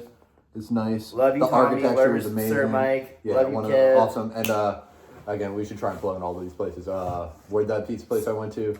Frank Pepe's. Yeah. Grailed on Crown. Software. Dope. Yo, dude. And shout out to Mateo. Yeah, that record store is phenomenal. Oh, yeah, I looked it up. Anthony Fantano had been there. He told me all this shit. He was like, I was like, oh yeah, I do comedy. He was like, oh yeah, I used to write for comics. I was like, what? And then he gave me a little book, and it's like literally all about like just an interesting conversation. Wow. He's like, yo, I have like 1,500 records here. And he's like, I made this space for kids to come hang out and look at records and get to experience this. And it's not lose money. Yeah, you know what I'm saying? Like places like Plush and like all these other skate shops, like you need to have spaces like that for people to understand like this authentic culture. It's like, what is the joy? It's like you need to walk in and see it existing. Yeah, you know what I mean? Like it's just like you meet people, like it'll bring out your shyness and shit, like. And eventually, it's everyone. See, the shyness is like feeling like an imposter syndrome. Like I don't belong here. And that was fucking me up too. In the music shit, like I feel like I don't belong here. Everyone's like, bro, like what are you talking about? Like you're shit. I'm like, no. There's also being like, because I see other people that like. I remember the first time I felt like I truly belong. I said to a lot of people that like, if you want to get over social anxiety, get a job in a restaurant. Yeah. Like, you might end up an alcoholic and, like, you know what I'm saying, fall in love too. Like, you'll get all of your character developed in like 2 or 3 years in that shit. Also, get out by the time you turn 25. This is brutal. It's hard on you. You know what I'm saying? One of You my don't wanna pick up closest a bad habit. friends was working in the restaurant industry. And, Yeah. like, he was telling me how brutal it was. And Yeah. now he's finally out. And I was like, thank God. No, but then, like, trust me, because, like, I was off for, like, a year or two, and I just said, like, yo, I need a little extra money, and I'm picking up one thing. And then he's like, you're working 8 to 8 tomorrow. Bro, but he's like, yo, RIP. But the thing is, what I'm saying is, it's people become workaholics because they feel like they need a justification to be in a room. Like, you know what I'm saying? Like, they're like, oh, I'm here, I'm getting money, I have a reason to be here, and this is the only validation I get in my life. Versus, like, I walked in and I talked to the dude at the skate shop, and I was like, oh, what's up with these shoes? What's up with those shoes? Vans fell off. Kid walked in after DCs. I started dying laughing because, like, I remember my brother gave me DCs for Christmas. I was like, why are you wearing these? Like, you know what I'm saying? And the fact that, like, these chunky Osiris ass shoes are coming back is, like, the fact that, like, it's like, they're comfortable, don't get me wrong. But it's also, like, out of all shoes, man, DCs. Yeah, and then I walk in, and then I was like, oh, what's your Instagram? He follows me. He's like, oh, you know Marklittle. I was like, oh, yeah, I know Marklittle. And I was like, I'm interviewing him today. You know what I'm saying? And all of this guy, he was like, he's the one that told me about this place. Then I go around the corner to the thrift store. Yeah. Thrift store's got, like, a Seawolf submarine fucking shit. And I was like, and I wouldn't have bought it. Yeah. He was like, don't forget, 10 minutes left. Knicks won, half off everything not on the wall. And I was like, yo. Dude, it's stuff like that, like, people love. What's that thrift store called again? Software. That shit is so fire. Yeah. And also, I should plug Doom Comedy, August 29th, happening at Greenstone Studios in Providence, Rhode Island. I put together a lineup. I got the poster made. I'm booking everything. I'm doing everything. About 45 tickets. This is about a little more than double what I did for my last one. Last one sold out. Last one was the best night of my life. I hope this one's even better. I hope to see you there. I will be there. You will be there. I will be there. Yeah, I got you, dog. You can play some music or something beforehand, dude. Bro, I just want to be there to survive. Yeah, exactly. But I appreciate that, though. 100%. Yeah, I just want to be there to support. Yeah, but that's a great thrift store. And I only thought of it because it was like, oh, I went to a vintage store today, and I was like, oh, yeah, that reminds me of, they got this shit. And that's a cool spot. And, like, I talked to the 2 kids that run it. They were like, yeah, we got screen printing in the back. We came up here. We were living in here for a little bit until the wind took off. Kevin like, Mateo, man, like, when they opened that thrift store, like, that changed. Like, because Mateo, like, all the thrifting events that be happening in New Haven and Connecticut, like, he runs that shit. Yeah. Like, he curates everything around the state. Bro, and then, like, I walked through and I'm like, this is all Polo. This is Arc'teryx. Yeah. This is, like, you know what I'm saying? Like, these are, like, LLB. Like, you know what I'm saying? I go to thrift stores and they're, like, getting knockoffs of this. I was like, oh, no, this is the actual vintage stuff. Like, you know what I mean? Like, this is fucking crazy shit. He has gems. Like, he really about that shit. Like, he be doing that shit for the love of the game. Like, I respect him so much. Because there's people who do that thrift shit that, like, come from, like, rich-ass, like, parents and shit. And, like, they're not. No, it's like they're going through and they're just kind of like, I buy this leather jacket for $400. No, like, Mateo, like, he from that shit. Like, and it's also... He, like, worked his ass off. Crazy thing about thrifting, though, is you go in there and you're like, yo, I wish I was a medium.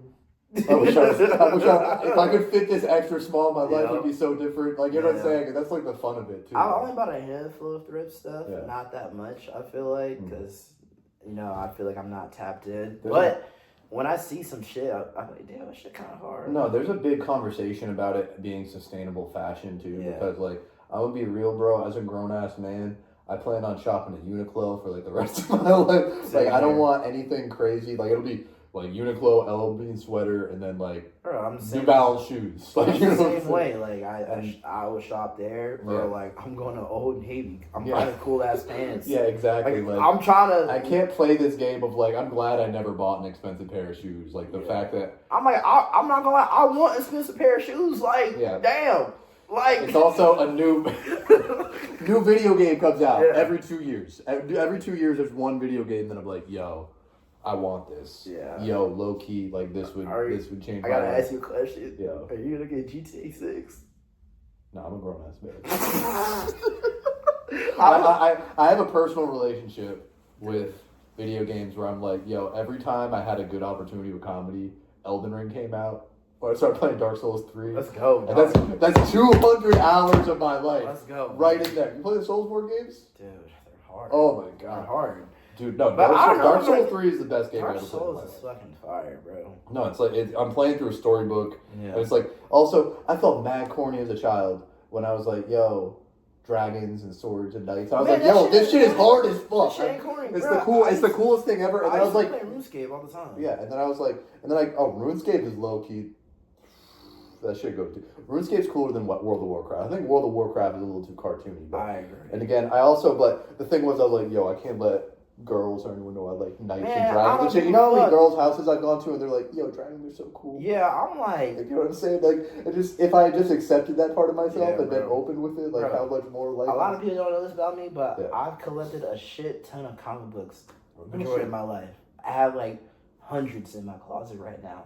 Yeah, and that's everyone's like, bro, how you know so much superhero shit? I'm like, bro, I'm really about that life. Like, I'm not just watching fucking MCU shit. Like, no, like I know these motherfuckers. Like, now, how do you feel about where this stuff is going? Like, so the MCU shit is like, I'm over it. Yeah, I'm over it, bro. I'm over it. I haven't watched an MCU movie in like 8 years. I haven't watched it since Avengers. The last legit. Oh wait, no, I saw Guardians of the Galaxy 2 in theaters. Didn't see the first one. That's so long ago. Yeah. The last legit Superman movie I was really fucking with was the Batman, the one with Robert Pattinson. Oh, like Batman, and it was what's her name, the girl, and Zoe Kravitz. Yeah, that's my boo.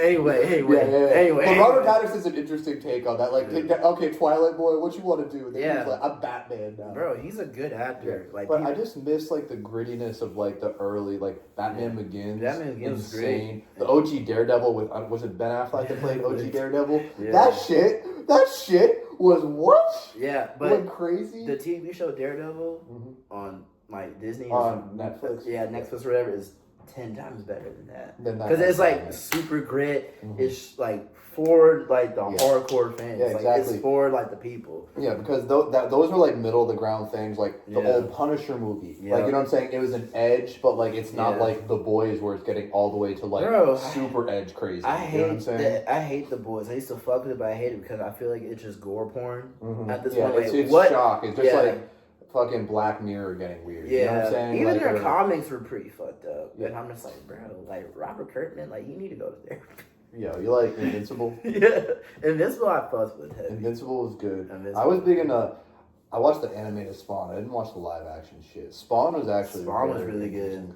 There's like a hardcore fan base for and it's like a cool character too. You know what I'm saying? It's also, and again, that edge, that grit, and it looks scary. That's what I liked about it. Like the animation legitimately looked like it's like I came out of hell. And also, I think he was black. He was. Yeah. Also, I think if I could go see one major Marvel movie, I think the Black Green Lantern would be a good character. I remember him from like the Justice League and shit like that. He was hard. John Stewart. John Stewart. Yeah, he was a great character. But man, like there's certain shit that I did as a kid that like I stopped doing. I don't know why, because like you said, like you don't want to be like weirded out. But I'm like, nah, fuck that. That's self-shaming. It's also because when you get to 30, you're like, yo, that genuine interest in my life is all that would keep me going right now. And now I'm bringing that shit back. Exactly. Now we're coming back. I'm healing my inner child self, dude. Exactly. I buy that Absolute Batman comic. You read all the Absolute ones, or what kind of comics? I have read Absolute Batman online. Unfortunately, I gotta get the print. But bro, those comic books are fucking amazing. Those are hard. Yeah, the new one came out. Synopsises. I had the fucking first one. The new one came out recently, and they said that like Batman finally meets the Joker, like the absolute Joker, and they said it went crazy. No, what? Because it was him fighting Bane. Like I like that. Yo, yeah, like that shit. The one panel of this like Batman and like Bane. It's like fucked up because like in the comics, like Absolute Batman's already like a big ass dude. Yeah. And like compared to like and him just like, and again, actually, probably the hardest cartoon of all time. Like, I mean, animated superhero cartoon. Batman Beyond. Batman Beyond was the reason I got into comic books, man. Next level, bro. Like that shit was so crazy. Yes. So crazy. Bro, you take an iconic character, put him in a futuristic version. Not even him. It was also cyberpunk. Like, you know what I'm saying? But it was cool. Yeah, exactly. It was cyberpunk in the early 2000s before they even knew what that shit was. That shit was like Neo Tokyo. Yeah, and it was dark. Yeah. I love how dark it was. That shit But was yeah, so fire. that show legitimately, Tyler, is the reason why I got into comic books. Because I saw Batman Beyond. I'm like, what? That shit was so fire. So fire. And then I remember I tried collecting the Doctor Doom comics when they were like making a new release of them recently. Yep. They're hard to find. And then COVID happened. Yeah, I got like the first 5 issues. And dude, I don't know. Getting into like, because that shit gets to a cult too. Like basically like. And then, of course, Robert Downey Jr. is playing in the new one, and I have a bet with my friend. I'm like, they're gonna put some MF Doom in that soundtrack, right? They have to. Like, you know what I'm saying? Like, basically, there's no culture whatsoever unless you do that. They have to make a reference somehow. Yeah, but I'm talking about like when you get to like when I actually like read that shit, it's like, okay, Fantastic Four. Now, Doctor Doom, scientist and a cult. And he had to trade he had to either save the love of his life or his mother from hell. They were like, yo, we'll get your mother out of hell, but you got to give, like, the woman you love. And it's like, that's the choice you have to make. And it's like, what? Yeah. Ooh, like the deep moral quandaries. And this is the modern Greek mythology shit. You know what I'm saying? Like the new gods, stuff like that. Yeah. And I mean, you can even get into, like, I usually get into the business of bullshit, like animes, like talking about, like, okay, Naruto, One Piece, and like fucking Bleach. Yep. Bleach fell off the quickest. It's considered really good. I know, One Piece is still running, but who wants to watch it? Naruto fell off. Yeah, it's like you can see all these quick paths, and then okay, now Bleach is getting remade in 2026, which is wild. Yeah, and it's like now they're getting an honest shot at it. Okay, so maybe they had the best course of action because they didn't get into Boruto and all that bullshit. And like maybe that. some things were just ahead of his time. It just wasn't in the right time. It's just the like inability to like make things. I want things to die. I want new things to come out. I'm the same exact way. Yeah. I'm tired of like reboots. Yeah. I'm tired of like reimagination of the same exact goddamn thing. It's also like if you failed, like let it fail and let that be the one. Yeah, let it be. Like dude, we had so many Batmans. We've had so many Spider-Mans. Oh my. Yeah, I got into a thing with Cedric. I was like, yo, I don't want any more Spider-Mans. Tobey Maguire was fine. I'm good. I'm okay with that. You know what I'm saying? I'm like, tired. And also, I like he was an angry dude, too. Oh, like, yeah. Tobey Maguire was like crash a crazy out. actor. He was a fucking crash out. He's a good fucking actor, too. Him and Andrew Garfield. Like, even the second Spider-Man, like, the second Spider-Man was kind of a dickhead. He was like, bro, like, I hate the world. Yeah. Also, but wait.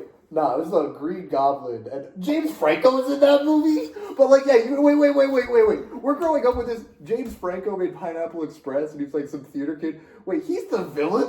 Yeah. In that Spider-Man? I'm like, we got him and William Dafoe as father and son. I forgot his name. Yo, William Dafoe was the OG Green Goblin. Then James Franco just like. Yeah, but then again. How are we deeply affected by this stuff in like real life? It became a meme. The Green Goblin mask is talking to me. Like you can literally just put anything on that mask. Like, you going out tonight? You driving up to Providence tonight doing this shit? I always tell people like Spider-Man 3 is one of the greatest comedy movies ever. Yo, Tyler, when you get home, bro, watch that shit. It's so stupid and it's so goddamn funny. Yeah, but he turns evil. It's like, see you later, Trump. What the hell? No, what? He answers the phone, shalom. Shalom. Yeah, it's like, what the fuck? Or even, and then the first movie when he was like, nice outfit, your boyfriend picking out, like, and it's like literally, like, who wrote this? Is he 12 years old? Bro, you're like saying like some little kid, like, homophobic. Yeah. Like, no, Spider-Man is legitimately a comedy. Like, me and my friends talk about this all the time. I played the Spider-Man 2 video game. Also, great. Wow. Great. Like, ahead of his time. Like, you beat up a fucking regular thug. He's like, yo, stop running your face in my fist. And I like literally am geeking at 15 years old for 20 minutes about this. Just losing my mind about like, that is peak right there. That's peak. Fuck all these other video games. Or the dude that J.K. Simmons who played fucking J. Jonah Jameson. Like, Spider-Man, like... I need no pictures of Spider-Man. It's like, bro, this movie's so fucking funny. Like, I'm like, I know y'all trying to be serious, but this is full-on comedy. See, that is the most beautiful thing in the world, is inadvertently funny people. And, like, people get really self-conscious about it, too. Like, like, if someone started dying at you when you're dead serious, it's like, well, I'm glad they're enjoying it. You know what I'm saying? Like, you know what I'm saying? And, like, being self-conscious, like, you're unintentionally funny, but it's just, like, people that, when you think about it, people are just feeling joy. They're just you just joy, gotta love that shit. You just have to be, like... And you gotta laugh at yourself. The world. Yeah, and don't take this shit too seriously, bro. We have 10 fingers, 10 toes, and we're alive. I'm grateful. That's all we can hope for, bro. I hope all those blunts I smoked for 10 years don't give me cancer. Same. I walked by a homeless guy coughing today. I was like, thank God I don't smoke anymore. Same. And I was like, yo, wonder if he didn't smoke cigarettes, if he'd have enough for a house. Yo, you know what I'm saying? Like that's, and it's all these little like connections I make in my brain. Because when I was again, I would wake up, hit the blunt, didn't have a thought all day, and I'm just like, yo, this is what I gotta do. Dude, I can't live like that. Man. No, you can't.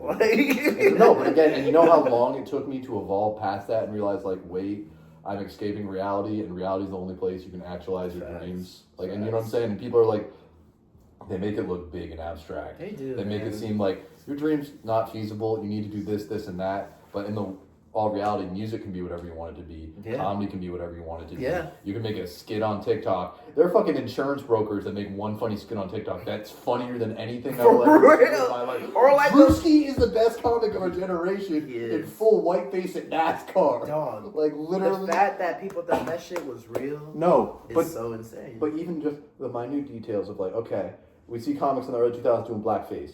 We see Drewski, he's in overalls. His male titty is made white.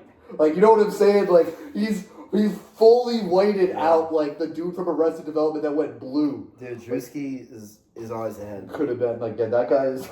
He's always ahead of some shit. That and people are like, like, whatever. I'm like, nah, like, he's on some shit. No, like, it's a huge sellout, like, every stadium you ever... Like, if he did a Madison Square Garden comedy show, like, if he decided to pick up comedy tomorrow, he could do it. Yeah. And he could do whatever he wants. And that's... He could. You know what I'm saying? But the thing is, those skits are so good. Like the guy, like the coworker, like when you flirt with his work wife, and then he gets in the car with his baby mama, and she's like, "How's your name?" He's like, "Fuck them!" like all these real emotions, and like, oh my god! And I had no idea who that guy Have you seen the Erica Kurt one?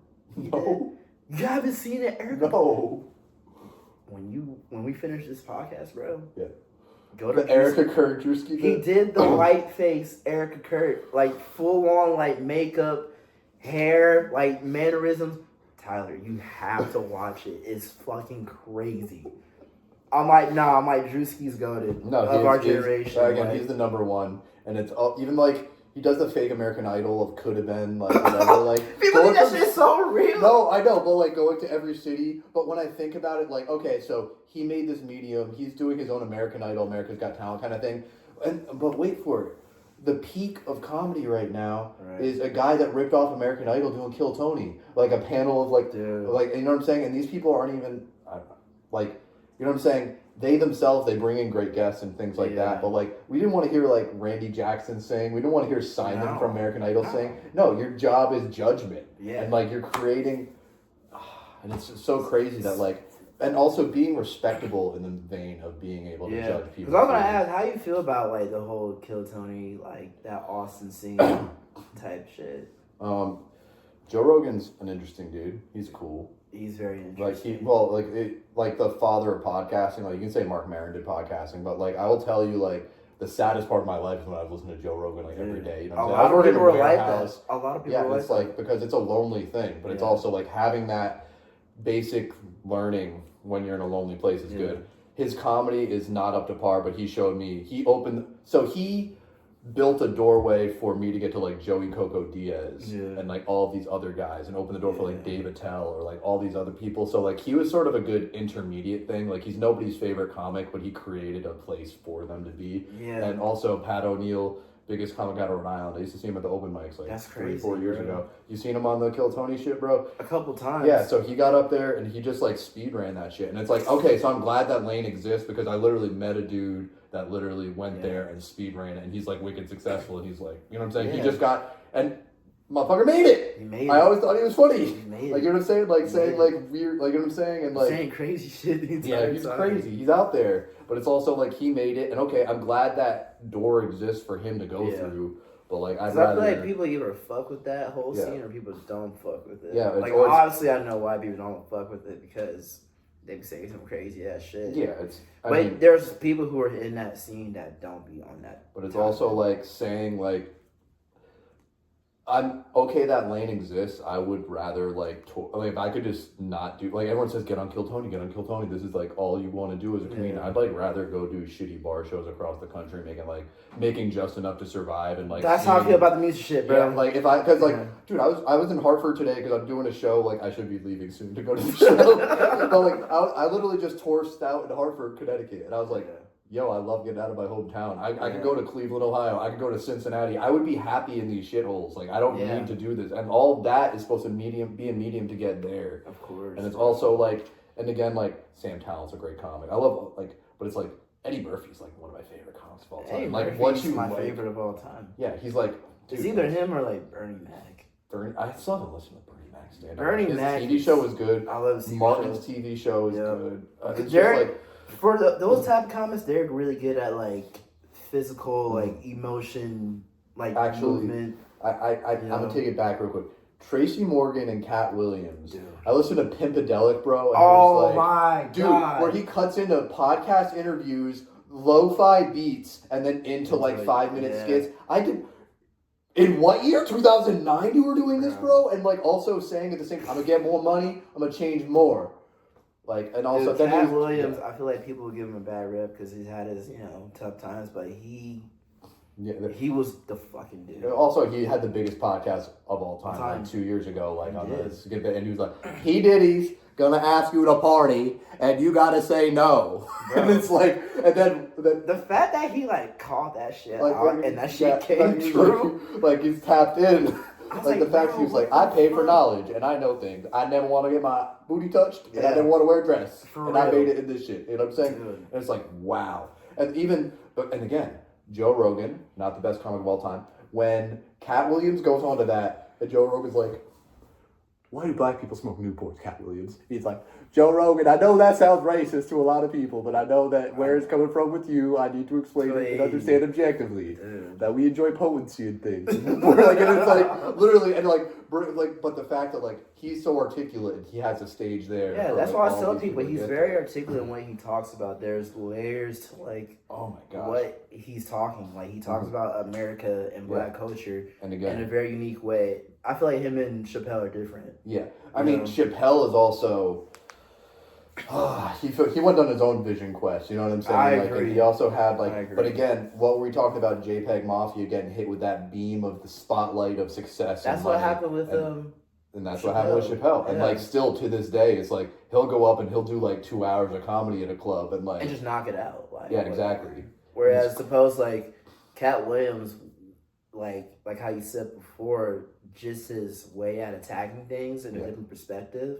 It's like, it's slightly, it's also more underground. More underground. And also, this is the trippiest thing of my whole life was like a white kid who I never would have expected to put on that special for me. I was like, wait, he's coming out in a Dipset chain right now? Like, what the hell is going on? Get you some white friends. And then, like, when I listened to the Pimpedelic when I was driving the other day, he was like, I love black rooms. The humor's different. You got to hit quicker. You have to have the quicker beats. You do. But that's 70% of the population in America right now. I need to sell to as much of a percentage as I can, and like just breaking. And I love when people can break it down business wise and make it make sense like that to me. Like, you know what I'm saying, from here to there. And also, Tracy Morgan's one of the greatest of all time. Oh yeah, love that motherfucker. I feel like he doesn't get a lot of respect. He carried you ever see 30 Rock? Of course, he carried that show. He carried that show. If you watch it, like, you could cut out every other character in that show and just put on him.com. It's like, yo.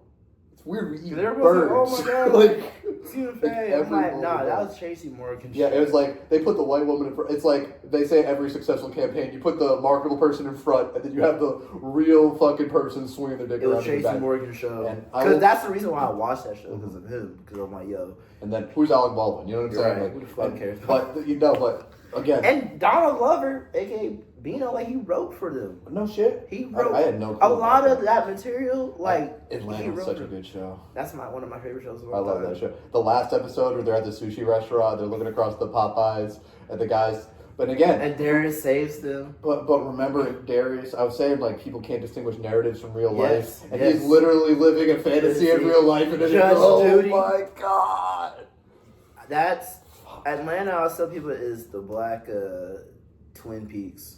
I never watched Twin Peaks. I literally just bought that director's book today, David Lynch's Twin Peaks book. is kind of like what's the word? Like surrealism. Yeah. And no, even better. Atlanta is the black Twilight Zone. There we go. Yeah, it's the black Twilight Zone. Yeah, and it's nice and it's a lot more familiar characters, but it's also very well done. Yes, because I'm like, it's satire, but also like they're saying some real shit, but there's a lot of surrealism. Like, Yeah. oh, Or how about when they get trapped in the mall or something like that? Oh yeah, they get trapped at dude. the mall. And there's just like, and you see the same people, and Yeah. you're in your hometown, and just like, oh, like how'd you manage to convey this feeling? Yes. And like, he had to go do Community and deal with racist Yes. Chevy Chase and all this Yes. shit to do this fucking Yes. show. And then I remember Donald Glover, I feel like he's always 2 steps ahead. he's also worn every hat in such a short time. Like, you know what I'm Yes. saying? The Yes. indie band, the rap career. Yeah. And then, like, my favorite was, at the end of his stand-up, he said, I was struggling with stand-up. Then Tracy Morgan walked up to me and he said, oh, stand-up is easy, buddy. Just talk about your dick. and then he was like, and then I started talking about my dick. And then I got all this work. And I did all these specials. Dude. And then, Kevin Hart walked up to me after the show. I'm like, I'm going to get to meet one of the greatest. And he was like, I know you ain't get up there and talk about your dick all that time. You ain't saying real shit. It's like, because it is just such a beautiful method of artistry of like, no, you need to say real shit, or like versus like, oh, this is marketable.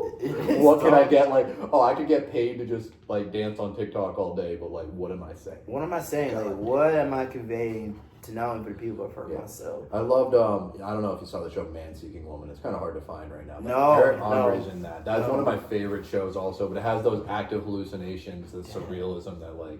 I love shows like that, man. Yeah, and the biggest one for me was actually Scrubs, very early on. Scrubs was You see sick. that doctor shit? Yeah, it's so fucking good because Yeah. he's like imagining, and then all the crazy shit happens, and you know what I'm saying? It's like I feel like they laid the blueprint for all these other shows to exist. it's like trippy shit. Like you know what I'm saying? It's like the activity of like how do you explain like something trippy to someone that's never done a psychedelic in their life? It's just like, big goofy clock make me anxious. Like earlier, like you had a dream. Yeah, like I am daydreaming. This is real. a dream. Yeah. Yeah, that's how I am. Like I never done psychedelics in my Yeah, life. exactly, But like- it's like, oh, okay, this is like a weird dream that you have randomly. You ate like a fucking big ass cake, and then like you have some weird shit that's happening in your dream where like dinosaurs are falling out the sky, and Bro, you're like, falling into like quitting some weed lava. or eating something weird before bed, and you start having those dreams. I was driving backwards over Newport Bridge really fast. I was Yeah. like, what the fuck is happening? I've had crazy dreams like that. I've had dreams where like I'm just walking through New York and like Godzilla-sized spiders are just like walking around. Good movie, Big Ass Spider. I do love a good like shitty fucking giant monster movie. For real, Like Cloverfield, Godzilla. I didn't watch the new Godzilla. I didn't watch Ludacris made a song for the old Godzilla, but God, I we can never do this knew shit. that. Yeah. That's crazy, bro. I miss when they would like have artists on soundtracks. I Me remember. too. Remember The Crow with Brandon Lee? Yeah, hard. That shit. That Hard. soundtrack has the Violent Beast. Femmes on it. Rage Beast. Against the Machine, possibly their best song of all time. Helmet. Helmet. Like one of the first fucking Helmet songs I heard in my life. Like, and then why is that not happening anymore? I guess they tried to do it like Transformers. They got Linkin Park Yeah, and but make it's a song. not the same. Because there's a lot of cool artists I found through like movie soundtracks. Yeah. Like So- that used to be like a norm. Like Yeah. okay, like we're contemplating a bunch of artists like that we're gonna be in the movie. Let's see. And was it Every Frame a Painting? Or I watched this YouTube channel breaking down cinema, and they're basically talking about how like Marvel sort of ruined it because they're just like, we put tones behind. They low key kind of did. I'm not it's gonna like, lie. You know what I'm I'm saying? not gonna lie. The MCU shit kind of fucked up the movie game. It's awful now. And I mean, like, everyone's saying, oh, we want to sell Backrooms and Obsession. I don't even go to the movies no more. I'm not even bullshitting you. I don't remember the last time I went to a movie theater. Begonia. Shit. I saw that with my girl at that time. It was a good movie. It was really weird. You see that one? Nah, but I heard it was crazy. Oh, it's fucking nuts. I heard it's crazy. So like, these two dudes kidnap a CEO of a company. Oh, is this the one with Emma Stone? And Yeah, like, they and they think make her she's shave an her alien? head and all that Yes. stuff, and they think she's an alien. Yeah. And like, so you know what I'm saying? So like, everyone thinks, oh, you're trying to get money, you kidnap this rich fake, and they were like, nah.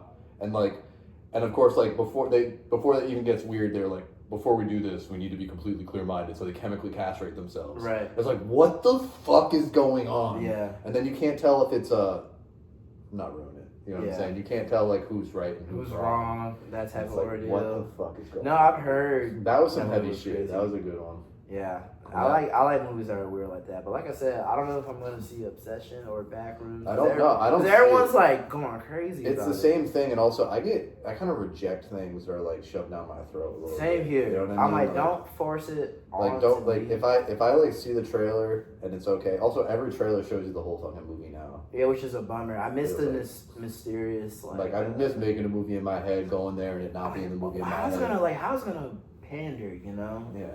Because I'm like, the whole plot's there at this point. You know, I'm just like, God damn. And then like people are like, yo, they're making a movie about like Wile E. Coyote and the Acme Company. Like, what the fuck are we I saw that, bro. No, like, where's one original idea, bro? There's none. They made another Toy Story. It's the 5th fucking toy. Infinite money glitch. Who the fuck is wanting a Toy Story? My 30-year-old coworker. I don't want My that 30-year-old coworker. Bro, I thought number 3 was the last one. I stopped watching all Disney movies and all those kids movies because I was like, if I have a child, I will enjoy it with them my first time. I watched Inside Out because I was a camp counselor and it came out. And we moved theater on the cloud. Cried a little, the cloud died. Yeah, it's real. like, okay. Yeah. Dude, low key. Yeah, why my 30-year-old self's gonna go watch a Disney movie? Like, imagine you be like, yo, give me one ticket for The Incredibles. Yeah, we're in the... Right, what we doing, man? Yeah, we're in the documentaries at home phase of our life. Pretty much. Also... I'm watching documentaries. I'm watching skate videos. Like, Baker's on right now. I was at, like, what's it called? I was at this person's house and they're just watching car crash compilations. Dude, it'd be like that. It'd be like that. Like, you find your, like, fixation and just do that. I'm like, damn, that car crash is kind of crazy. Look how I be watching some crazy shit. Not bad, but just it's also, you gotta be careful of the media consume. That's the other thing I'm scared of is because they're trying to, like, brainwash us with this shit. Are. Like, you know what I'm saying? They put agendas in all of that. They are. You can tell when it's like they try to force it out. Like, it's like, even like social media, like... Oh, trust me, I turned that shit off for 3 weeks, and now I turned it back on, my brain is fucked. You got to. I'm fucked. Dude, I hate it because the only reason why I use it because I gotta, like, quote-unquote promote shit. Yeah, and that's... And see, that's what they made it work. They made it like, work. literally, and it's like, I can't not punch into it because, because I haven't made a real post in a while. Yeah. Like, my own post. The last few posts have been, like, people who, like, recorded me, like, for, like, a live set. Yeah. And I just accepted the thing, you know what I mean? But it's more fun to see, like, oh, you do, like, seeing that you skate is the funniest thing in the world to me. Like, yo, I don't picture a DJ skating. Like, I don't picture, like... It's like someone who makes beats. It's like, oh, wait, you can kickflip? What the fuck? Someone who just makes beats in their home, whose homebody just... skating, just doing their thing. Like, you know what I'm saying? It's showing versatility, but it's everybody is always very interested about my life. I feel like I'm like, bro, like I'm just doing regular person shit. Because everyone's like, damn, like Marklittle seems like he has like the coolest life ever. It's like, bro, dude, if I had a live stream on this shit, it'd have one viewer. It'd be my mom. Make sure I'm not in trouble, bro. For real. Like that's the crazy shit. It's like life isn't that. Go live your own. If I can finish on one thing, go live your own life. Please do, man. Go live your own life. You can take what we learned from this stuff. You can take this and just go out and paint a picture, do some graffiti, skate, do something. Just enjoy and live your life. Yeah, just have fun. Don't even exactly. And also don't worry about jack shit about what anyone thinks about it. Yeah, like, I know people's like, that's so cliche, but on the real though, like I stopped giving a fuck, especially like being in my 30s now. First demon I had to kill was like, yo, being a comic is going to be kind of corny. Yeah, like being, I realized at the point, like, people are going to look at you kind of weird if you're, like, doing music. Yeah, it's literally. It's like, oh, you're one of those guys. No, it's like, you're in a band? The crazy one was like, you quit drinking, you're better than me? I can drive a car. That's all I got on you right now. Like, literally, like, that's literally all I can do is I can drive a car at any moment. I'm locked. Hey, bro, it'd be like that. But be yourself. Is that you talk, Damaged Product.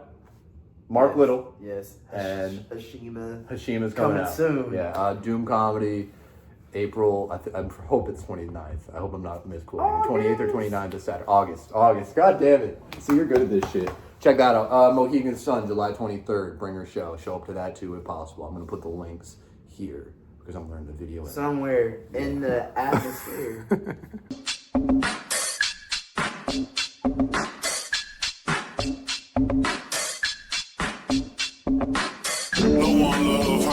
I'm trying to ask what you mean you trying to add on us.